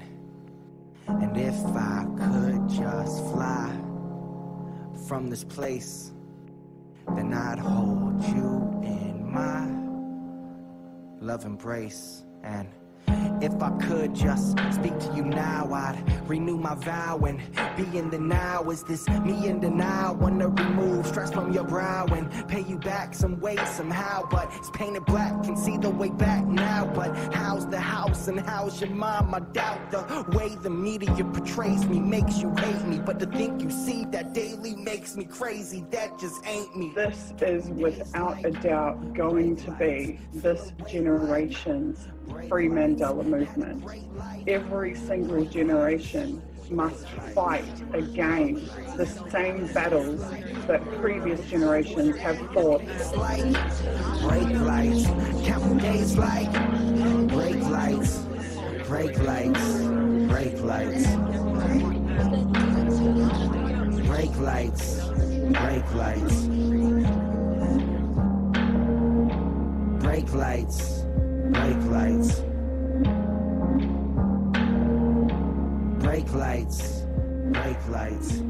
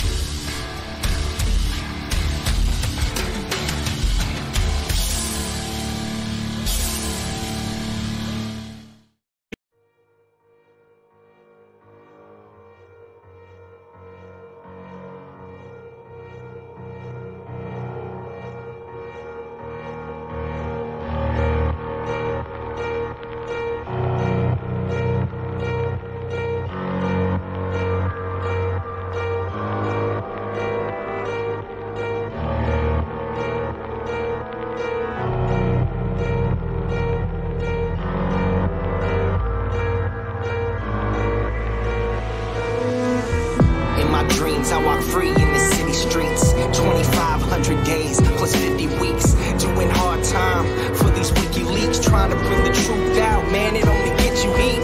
And then they gag you. You don't get to speak. And when you get the leak, they try to hit delete. The masses of the masses, they want this shit discreet. That's why my middle finger's up to these sick elites. Free speech is the freedom of press. Take it deepest, darkest secrets, never leave them unsaid. If I'm a thief, then I'm a thief. For the people you dread, the people of the red, white and blue, you keep them in bed. Seeing the sheep, keep them asleep, deceiving the weak. Keep seeking the leaks till you cease, and I see your defeat until I'm deceased underneath a freezer red sheet. Become a dead man, then I hit the switch and release. When Goldman Sachs is your creditor, you kill the messenger. Stories axed by the editor, you kill the messenger. Pay to play on the regular, you kill the messenger. Need a solace, any questioners, you kill the messenger. And outside my window a figure creepy creeps. They dark as night like some motherfucking chimney sweeps. Whiskey with my Mickey keeps dying in my kidneys weak. Silence in my risky tweets is what the grand jury seeks. I'm wanting peace like 7 years in Tibet. Now rest in peace like 7 years.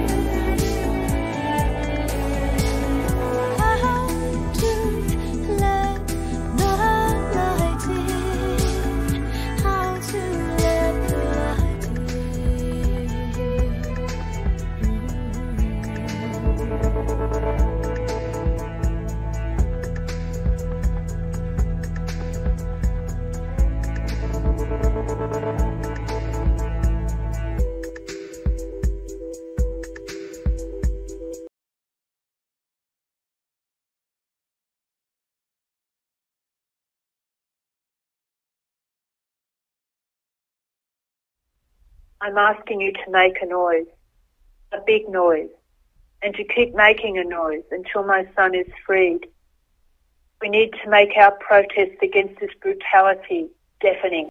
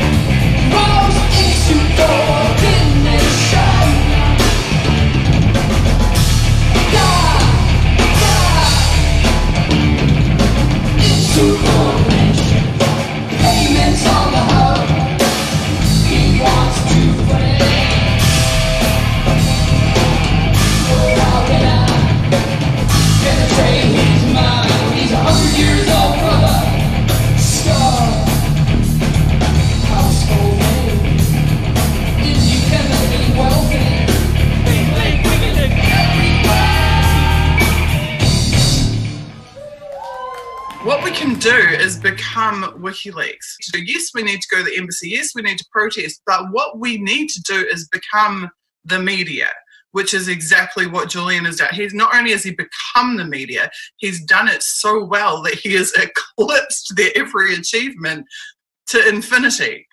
And this is what we have to do. We have to take on that spirit of providing for humanity the services which are not being, and that's what Jimmy Dore is and Graham Elwood is. It's what all of you, it's what Consortium is. It's what all of this truth telling is about.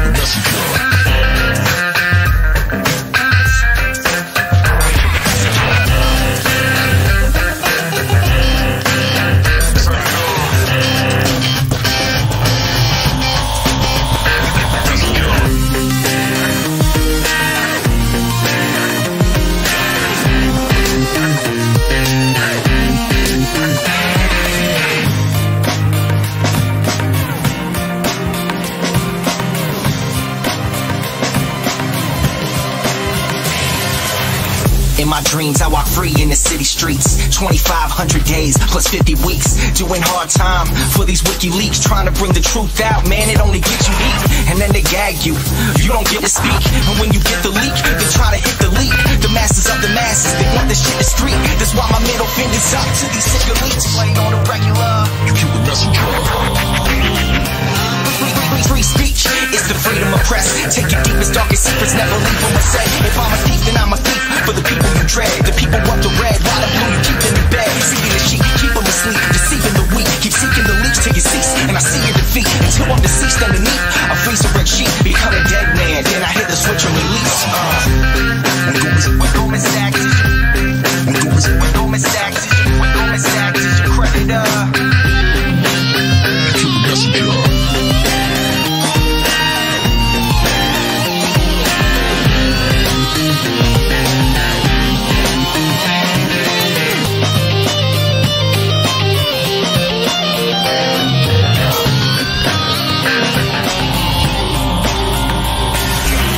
Outside my window, a figure quickly creeps. They dark as night like some motherfucking chimney sweeps. Whiskey what my Mickey keeps, dying in my kidneys weak. Silence of my risky tweets, what the grand jury seeks. I'm wanting peace, like 7 years in Tibet. Now rest in peace.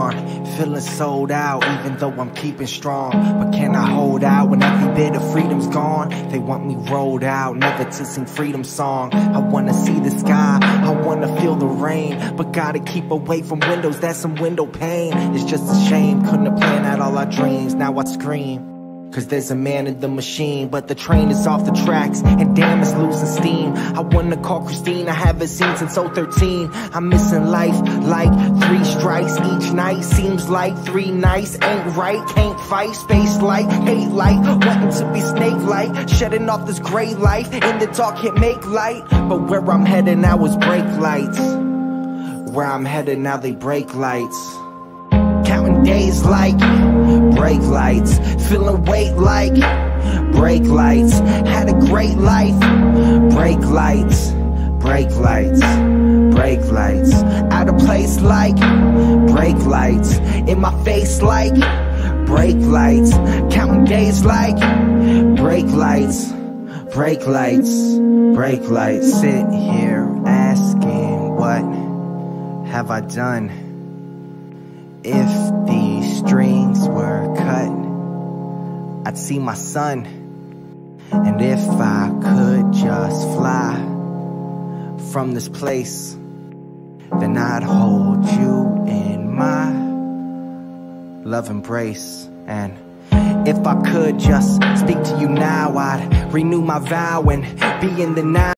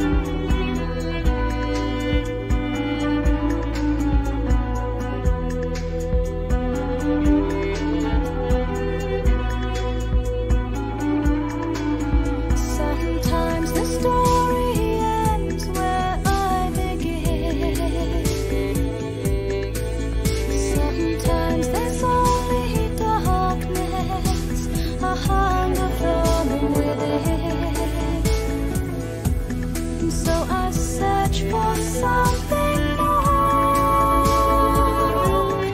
Look beyond the headlines, spiders with violence won't stop me, reach the core. But I am shrouded, I am sun-starved, I am stumbling underground. I am blinkered, I am blinded, and I've forgotten how to let the light in. How to let the light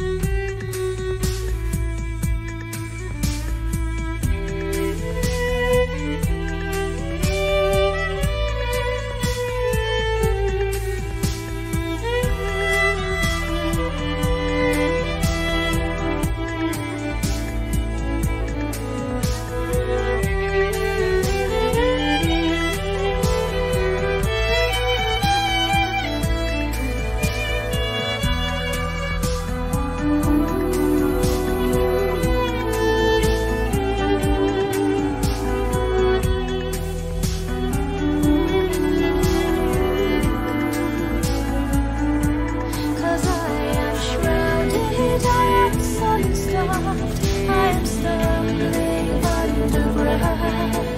I am blinkered, I am blinded. So won't you show me how to let the light in?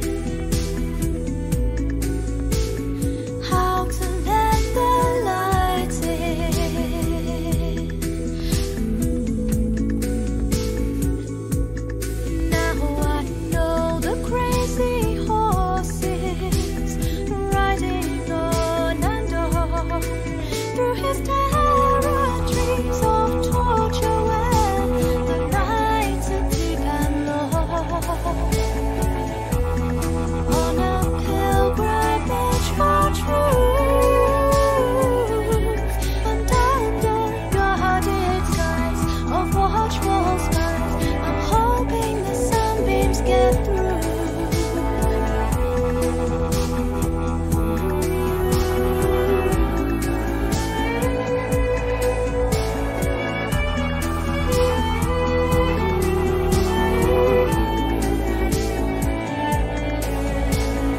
How to let the light in? How to let the light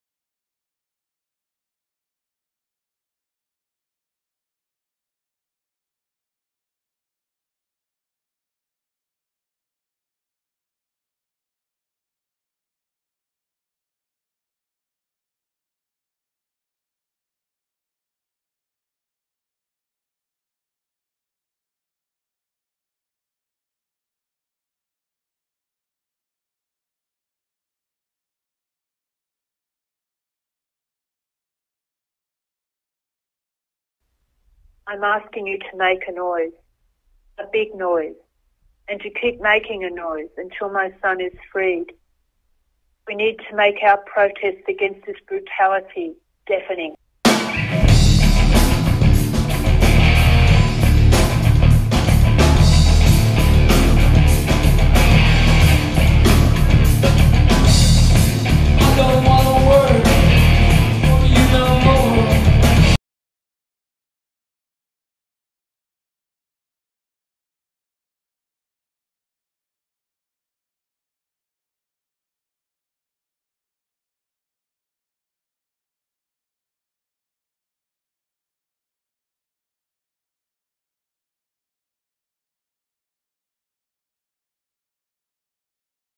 Well, thank you very much for staying with us.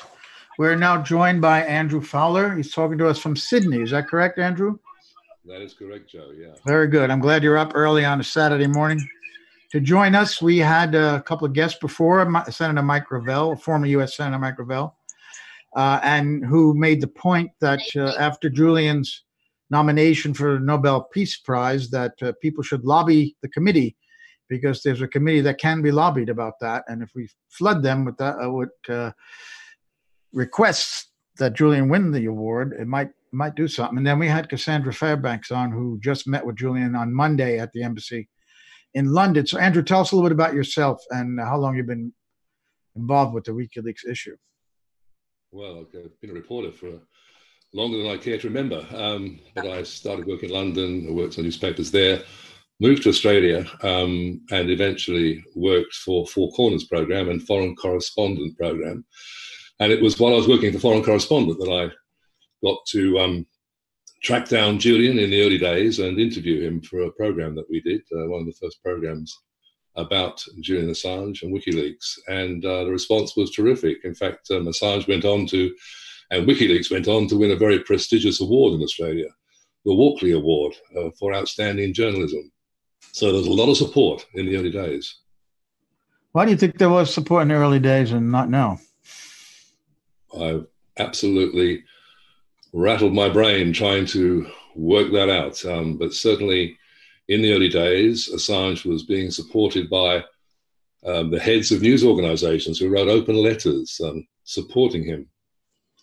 But there's been a campaign against Julian Assange, as you know, to denigrate him and to denigrate the work of WikiLeaks and anybody else who stood up and revealed information in the public interest.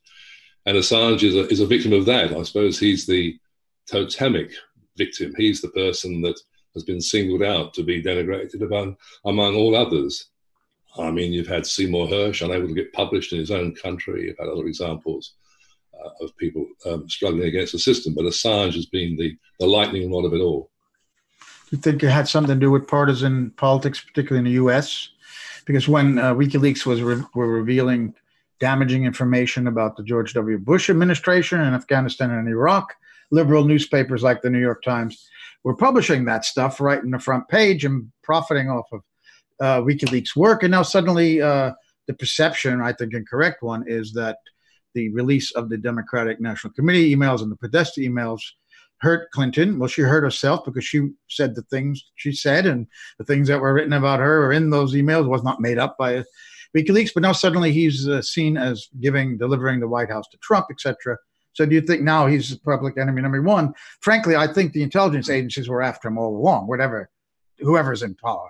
But politically and the newspaper, I think, may have been influenced by that.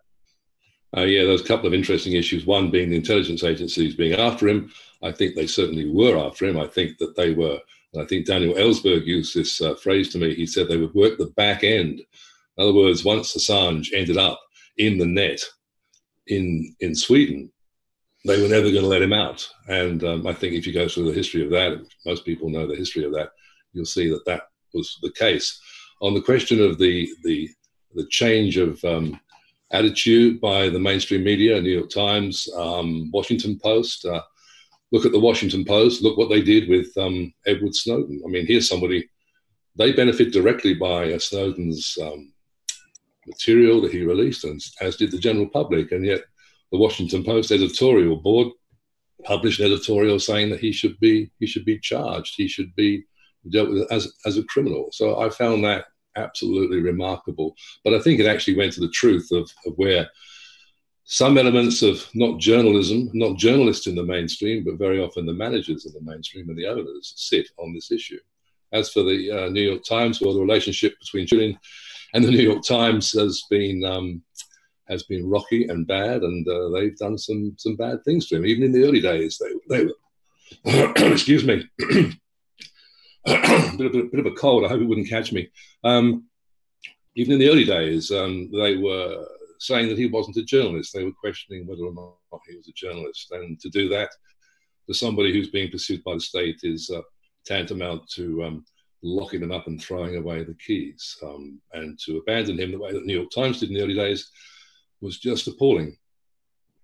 Well, as you said, he won an award in Australia for journalism. I think that was part of the title of the award. So you don't give that to people who aren't journalists. But let's not forget the formerly known Manchester Guardian, because the Guardian has probably been the most vile paper in terms of attacking Assange than any of them, in particular the reporter Luke Harding, who my theory is the guy wrote a best-selling book called Collusion.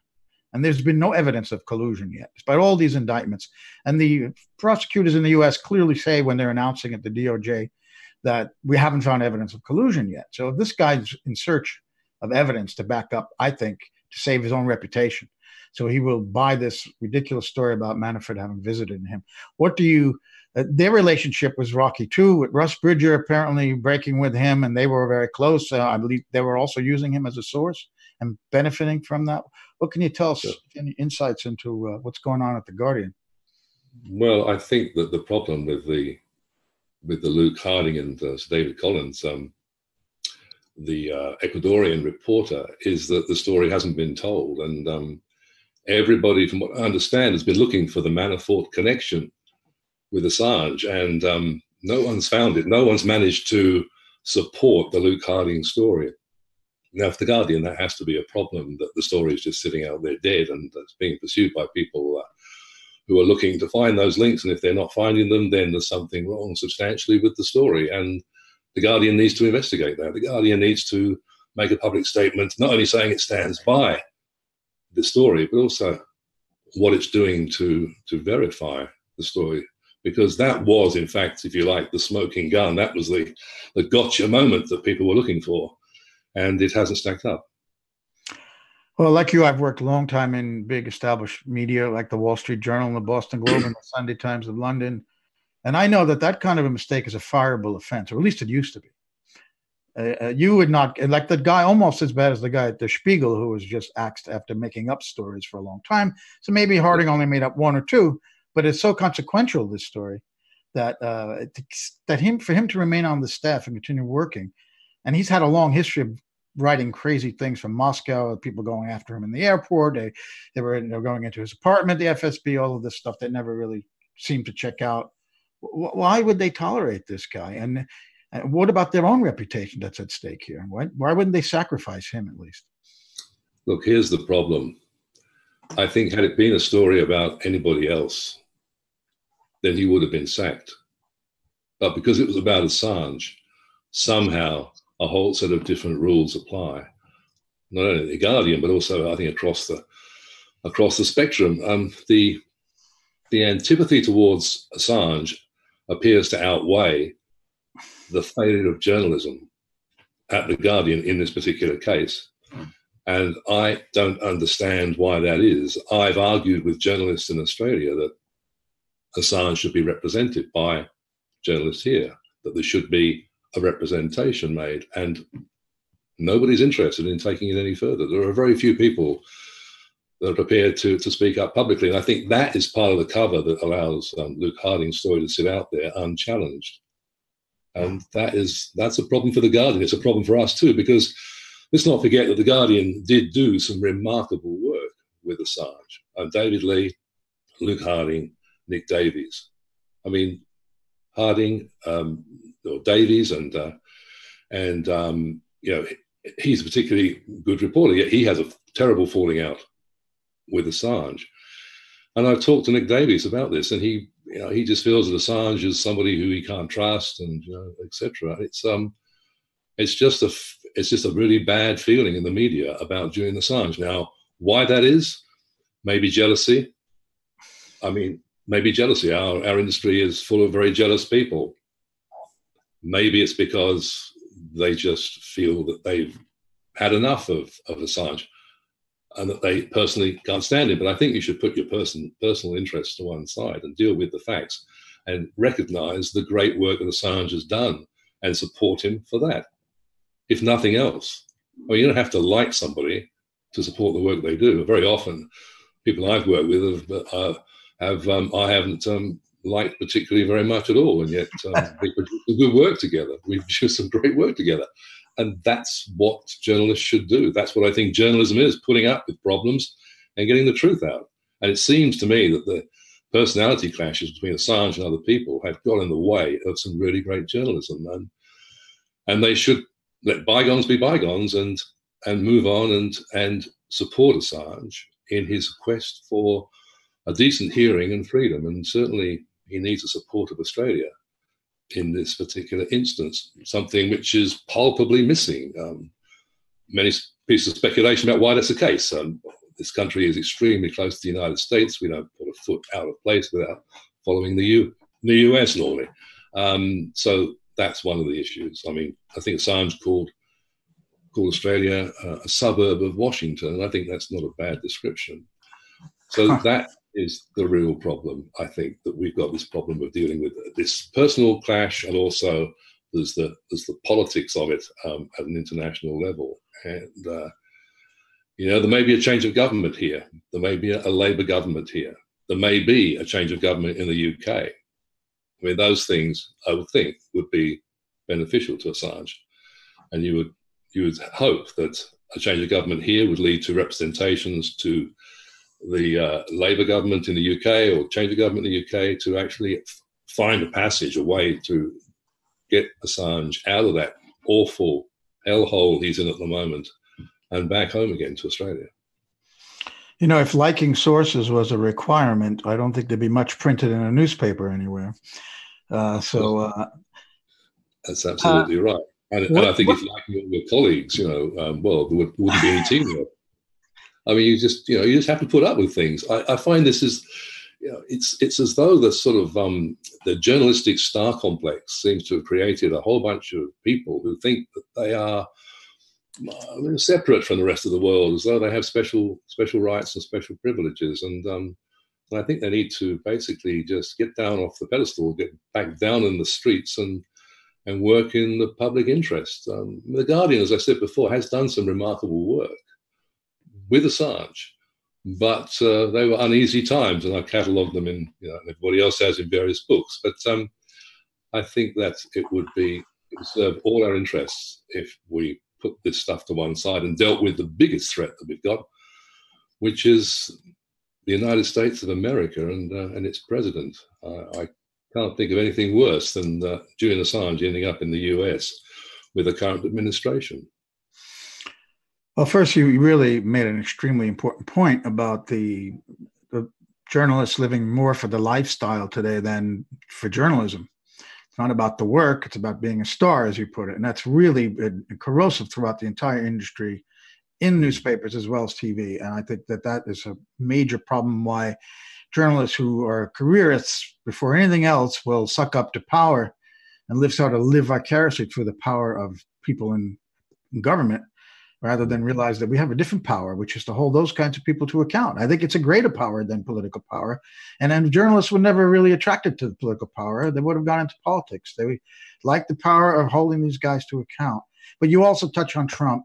I think any administration would, under the power and the sway of the intelligence agencies, would want to get Assange and not treat him very well. Let's put it that way.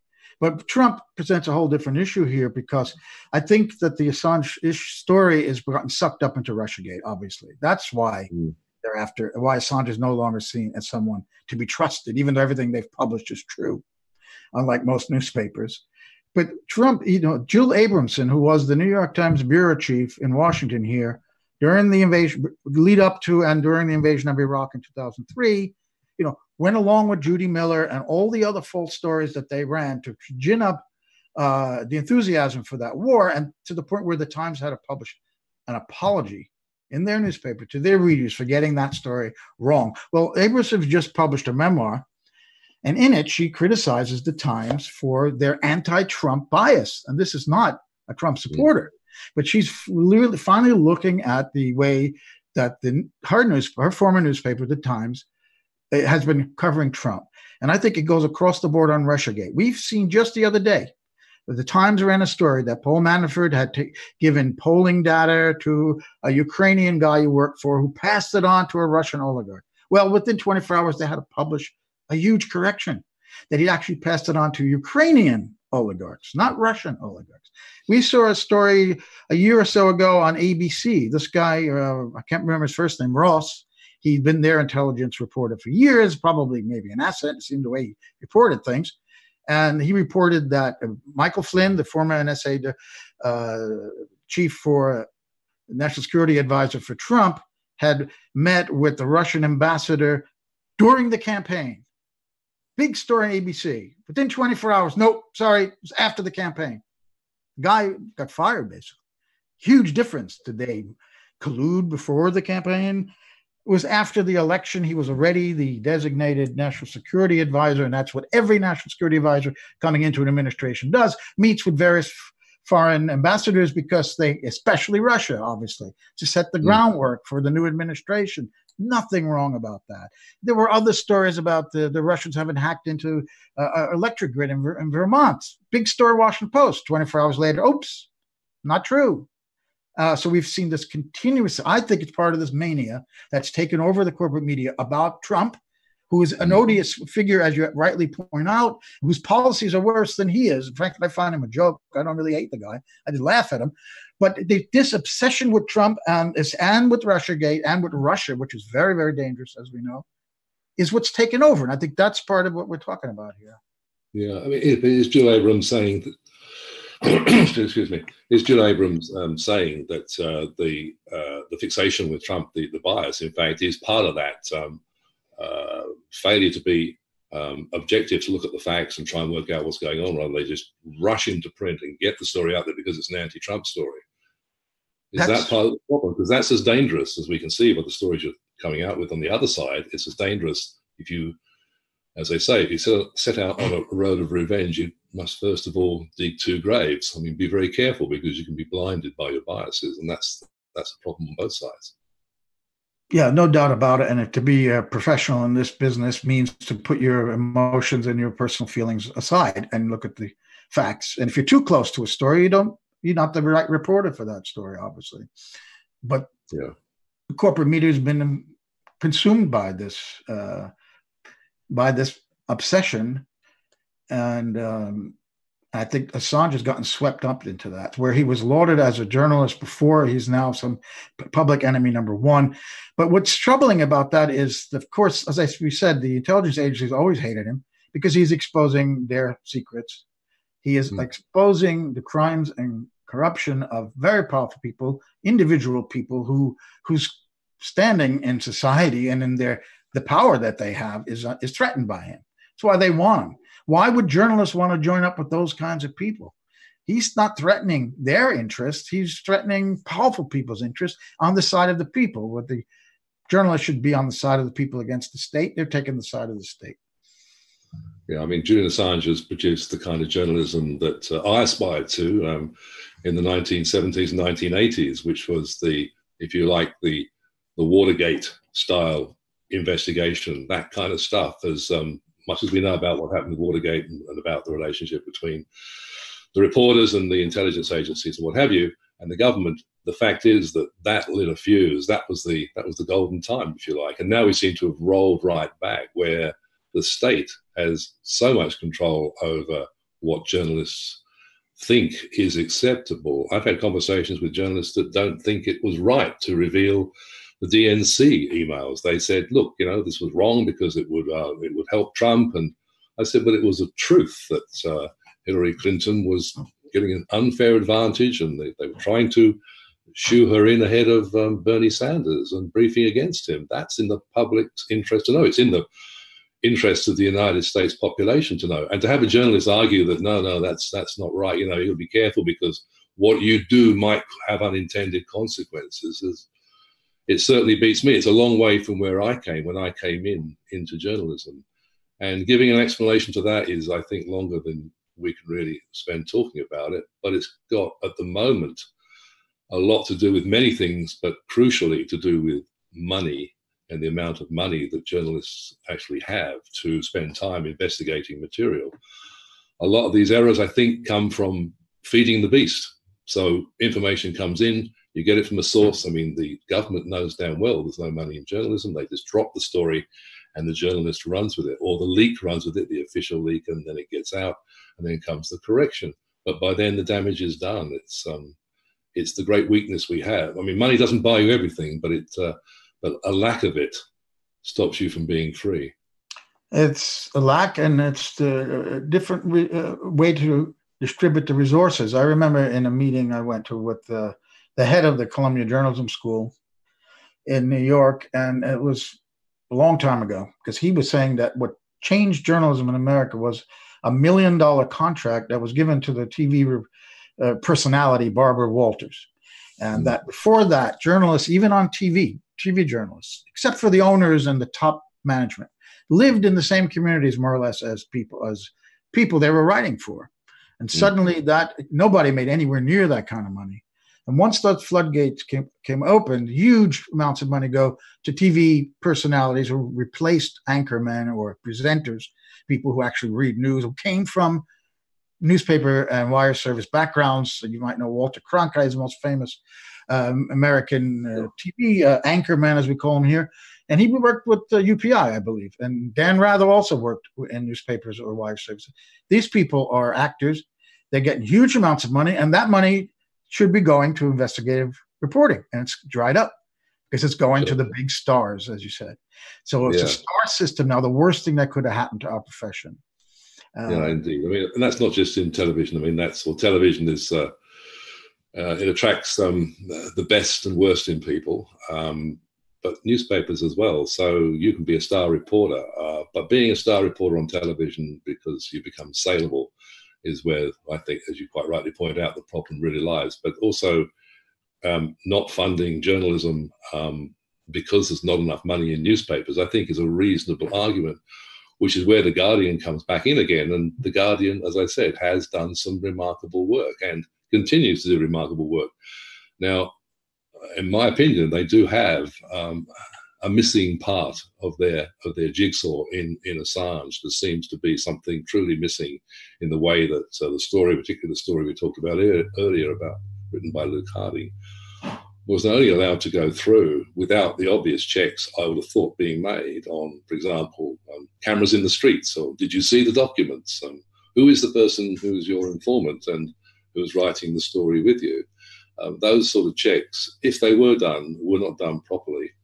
And if they weren't done, then I think your point about it being a sackable offence may be a step too far, but it's certainly an offence which should be publicly exposed, and The Guardian should be open about the errors that it made. As I say, they haven't been, and they should be. And do you think on any other story they would correct it? They do publish corrections. All newspapers do, correct? But this is a particularly different story, right? They cannot seem to admit this. That's exactly right. I have made mistakes myself, and I will admit them as we publish a mistake, we publish an error, and we would correct it. The worst thing you want to do is to make a mistake. But the problem with this story is the bad blood between Assange and The Guardian, and they kind of, in this thing about taking sides, you end up being somebody who's seen to be vexatiously publishing material if you admit it's wrong. But if you don't admit it's wrong, well, I think the problem is compounded by that. Best to admit the error and explain the error than to let it go on, because, as you say, I think it does damage the corporate masthead of The Guardian that I write for very often. I mean, as I say, it's a great newspaper. I know people that boycott it and say they won't. The people that support Assange on one side won't buy The Guardian, won't support The Guardian. I think it's got to be an argument that's a bit bigger than that. I think you just have to hold The Guardian to account for what it said, can it prove it, and take it further. It's an important matter. It's an important matter for The Guardian, not just an important matter for journalists. Boycotting The Guardian, well, I mean, you can boycott the New York Times, Washington Post, and all the other mainstream media, but you've just got to be like any journalist. You've got to go through, read the good stuff, check the veracity of what's being said, and make up your own mind. I wonder if at The Guardian they're figuring out what is worse, what would be more damaging, to keep the story up like that and not say anything, or to admit error in this story. I think in other stories they would easily have corrected it by now. But this one, because of what's at stake here, to try to nail this collusion story, they might feel that the damage would be so great that it could really hurt the entire narrative being told by multiple media outlets about this collusion story, not just their own paper. So maybe they would rather just leave it out there. That's what it seems like they're doing. Well, that's what they are doing. I mean, maybe they hope, or maybe they will produce the evidence. This is what maybe they're being told that we can produce the evidence. Maybe this is the argument that's being had. I'm not privy to this, but there's a reason why the story sits up there unchanged, not updated. And it's quite curious as to why that's the case. I would have thought that you'd actually either say, we've actually got more information and we'll bring it to you next week, and whatever you're going to say to explain what this thing is just hanging out there like a swinging corpse over the masthead. It's just not a good look for a newspaper with such a formidable reputation. It's not, but the Russiagate story must go on. So that correction and removal of that story would do enormous damage to that. In general, about journalism, can it recover from this period? I mean, you talked about a journalist who told you that he can't support Assange. Was that a young journalist or our age? Because he's a young journalist. No. So this would, not to say that the old days were better, but I guess I am saying that. But fundamental changes have taken place here in the financing of it, and the attitude that journalists have about their job and what they feel they should be doing, and the responsibilities they have, and the very rudimentary tasks of journalism 101. There's two sides to every story. Although this has not necessarily always been the case when it comes to foreign reporting in particular, international news in the U.S., they've always omitted the viewpoints of what is considered to be the enemies of the U.S., Russia, Iran, China. These countries hardly don't exist. We Western reporters explain to our Western readers what an Asian person is thinking, rather than going to them and let them speak for themselves. So that's an old case. But if we've gone into a new phase here, can we recover from this? That's my question. I mean, that's a huge question to ask. I'm not convinced we can, but then again, I've also met a lot of young reporters who like to hear this discussion and actually are motivated when they hear people like us talking about these issues. They've never heard them discussed before in the kind of detail we're talking about, and they get it. I mean, they get what's happening. I actually have a faith in the future, and I have a faith in the strength of young journalists to do good work, but they can't do it alone, and they need to have mentors, and they need to have people speaking out and supporting them when they take a risk and when they get into trouble. And very often in this very fractured society we now have, they end up being out on their own, because the whole collective nature of a newspaper standing by its reporter in extremis sometimes fails, and the journalist is abandoned. Now, in the case of the person I was talking about, people I was talking about before, they have can I call it, a rather jaundiced view of the world. They don't believe that there's any place for collective action because no one stands together anymore. I mean, the unions are smashed. There's no collective working together. I mean, in the newsroom floor, it's really, really rough. There's no time to think. They're competing against each other for diminishing number of jobs. And consequently, the idea of being responsible to the public, I would have thought, is one of the last things on their mind. They're actually just thinking about, can they survive to next week? Can they hold down the job? Can they get the job from the other person? That kind of competition in the newsroom stops any form of collective action. But on the other hand, we have the consortium of investigative journalists working and gathering information and spreading it out across the media and digging into important issues of tax avoidance. I think that may be a course of action that is the future, but it's the big multinational stories that are going to get covered in that way, and you're not going to get the sort of stuff that Snowden and Assange brought us through that sort of journalism. It's not going to work in that way. It's too difficult. It has to be, if you like, what I call the old system of going to a single newspaper a single group of people you can trust and working with them closely, you can't spread this stuff across the planet. That's not really answering your question, but I think I wouldn't be sitting here if I knew all the answers to the questions you just asked me. Well, are you saying then if another Ed Snowden comes up, another batch of files like that the big media, like The Guardian and the New York Times and the Washington Post, won't take it now, even though they did the first time around? No, I think they would take it, and I think that is at the moment, the only course to take is to go to a single outlet. You can't do a consortium of investigative journalism. I see. It just doesn't work. No, you've got to go. In other words, you have to use the old media. You have to use the old media, and you have to engage. You have to engage the old media the way that you are. You're engaging the old media. You're saying to them, you can't behave like this. The Guardian has to do something about the Luke Harding story. You have to engage, and to take them on. I mean, they may have their problems. I mean, the New York Times certainly had its problems dealing with Assange, and the Washington Post with Snowden.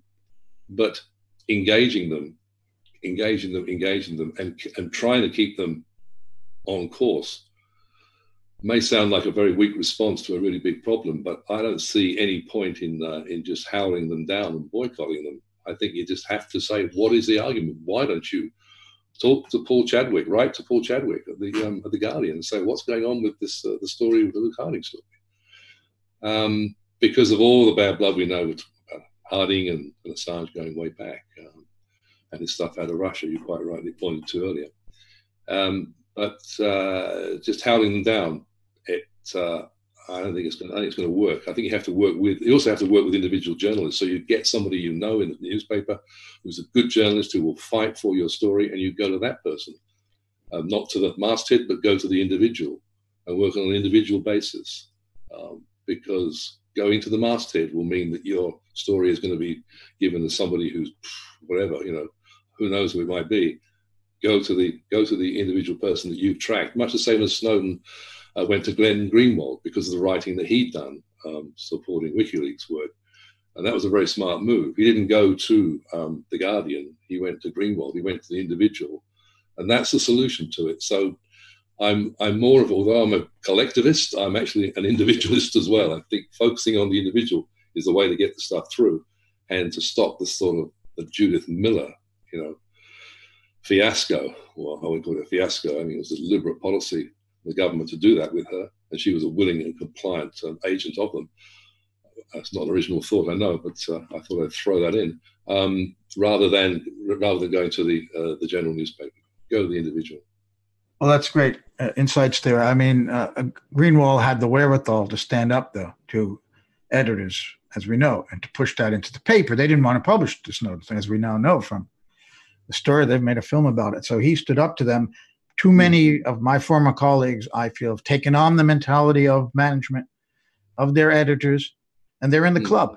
They're in the club, and we're not in the club anymore. I mean, I'm not working for mainstream media. At least I'm not in the club anymore. I didn't like being in the club very much. I'm very happy to be outside. I'm very, very fortunate to have become the editor of Consortium News, and the idea of being journalists who got fed up with their editors killing stories would gather together as a consortium. This was Robert Perry, an AP reporter, and then Newsweek, who had broken the Iran-Contra stories, the most important ones about Oliver North. AP did not want to publish his story revealing Oliver North's name and what his role was in the Iran-Contra scandal, and they actually spiked the story. They sent Bob and his partner back to get more and more interviews, and the story was as airtight as it can be. And by mistake, you might know this story, the Spanish Wire translated it, and it went out in Spanish to Nicaragua and elsewhere in Latin America and Spain, and they had to put it out in English. That's how we know about Oliver North. They've tried to kill it. So Bob had the same problem at Newsweek, where they told him not to do stuff because it's not for the good of the country, meaning the good of the rulers of the country. That's what they think of as the country. So he started Consortium News. But Julian Assange's case, this is why this is such a crucial, historic press freedom case. Because if he could somehow beat this, it could rejuvenate, I think, and give its symbol to young journalists as well, that you could face the most undaunting odds, the most terrible mistreatment, and still win, because the truth that you've published is stronger than these forces trying to silence you But of course, on the other hand, it looks very pessimistic right now situation that he won't be able to get out. And that bodes very, very ill for the future, I think. Yeah, I think you're right, Joe. I think that is the problem, that he is such an emblem of press freedom that it's the very thing that gives him his strongest case becomes his weakest point. That to allow Assange to be free would encourage others, which is why he was singled out in the first place. An attempt to stop an Ed Snowden arriving, and of course Ed Snowden did arrive. And the idea of allowing Assange to be free would be terrifying for people who wish to manipulate the agenda, which is basically what intelligence agencies and governments try and do all the time. Is actually what they do full-time to try and control the media. So to allow Assange to be free would be something that would cause them immense pain.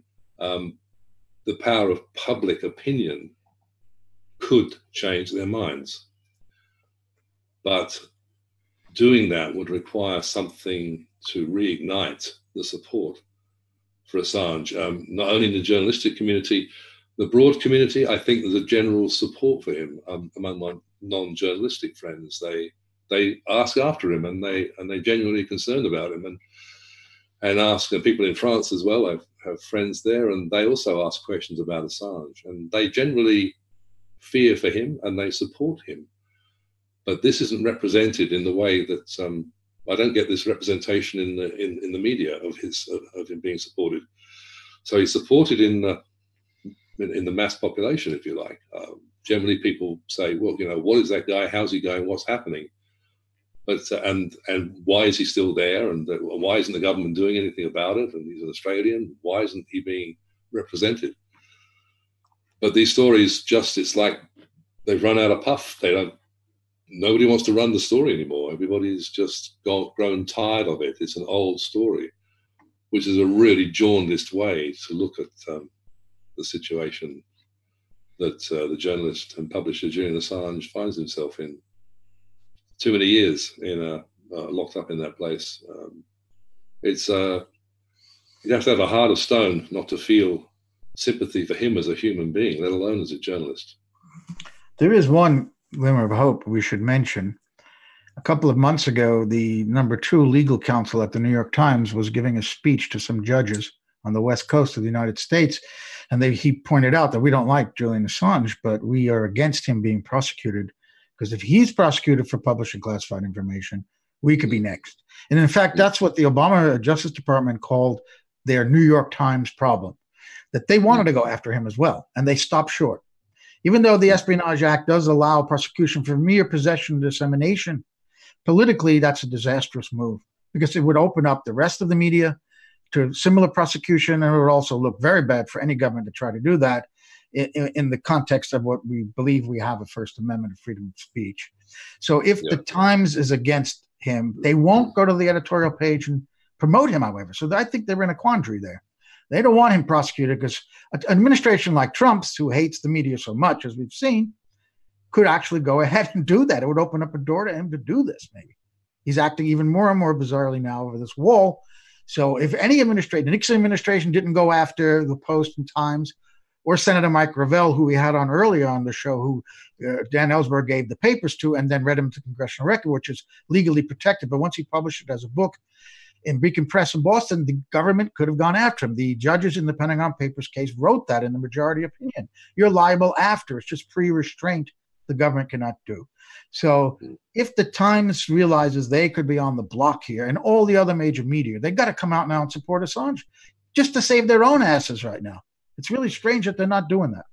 Well, one of the things that has just occurred to me is that looking pretty closely at the points you just made there about the New York Times not supporting him, and they should, because they're next, and that's the problem that journalists have, is that I suppose it's possible that the United States Justice Department is looking at prosecuting Assange for something is not related to journalism. They may be looking for a way around this issue and prosecuting him for something else. Now, I don't know what that might be, but children of fertile minds.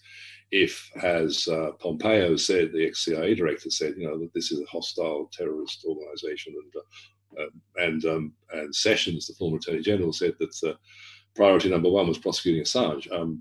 They must have looked at the First Amendment problems and come to the conclusion that they could reach out to him in another way.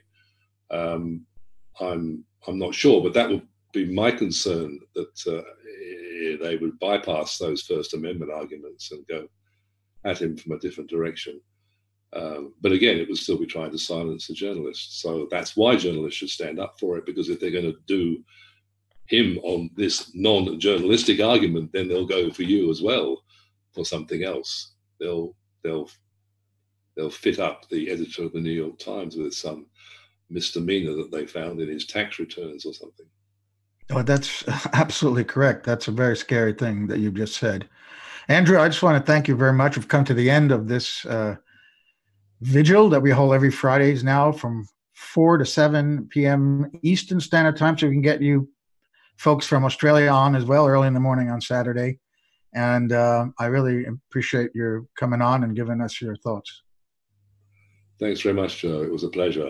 I just hope it adds a bit and helps Assange in his quest for a decent life and freedom as a journalist. That's what we're trying to do. Thanks a lot. Okay. So that ends this 12th vigil for Julian Assange. And we want to thank Senator Mike Gravel, who came on earlier, Greg Barnes, one of Julian's Australia-based lawyers, who gave me a recorded interview from yesterday that we played, and for Cassandra Fairbanks, who appeared earlier to talk to us about her meeting with Julian Assange last Monday this week at the embassy in Ecuador. So we hope to see you again. Remember now, we go on at 4 p.m. Eastern Time until 7 p.m. Eastern Time. So this is Joe Lauria saying goodbye and thanks for joining us tonight.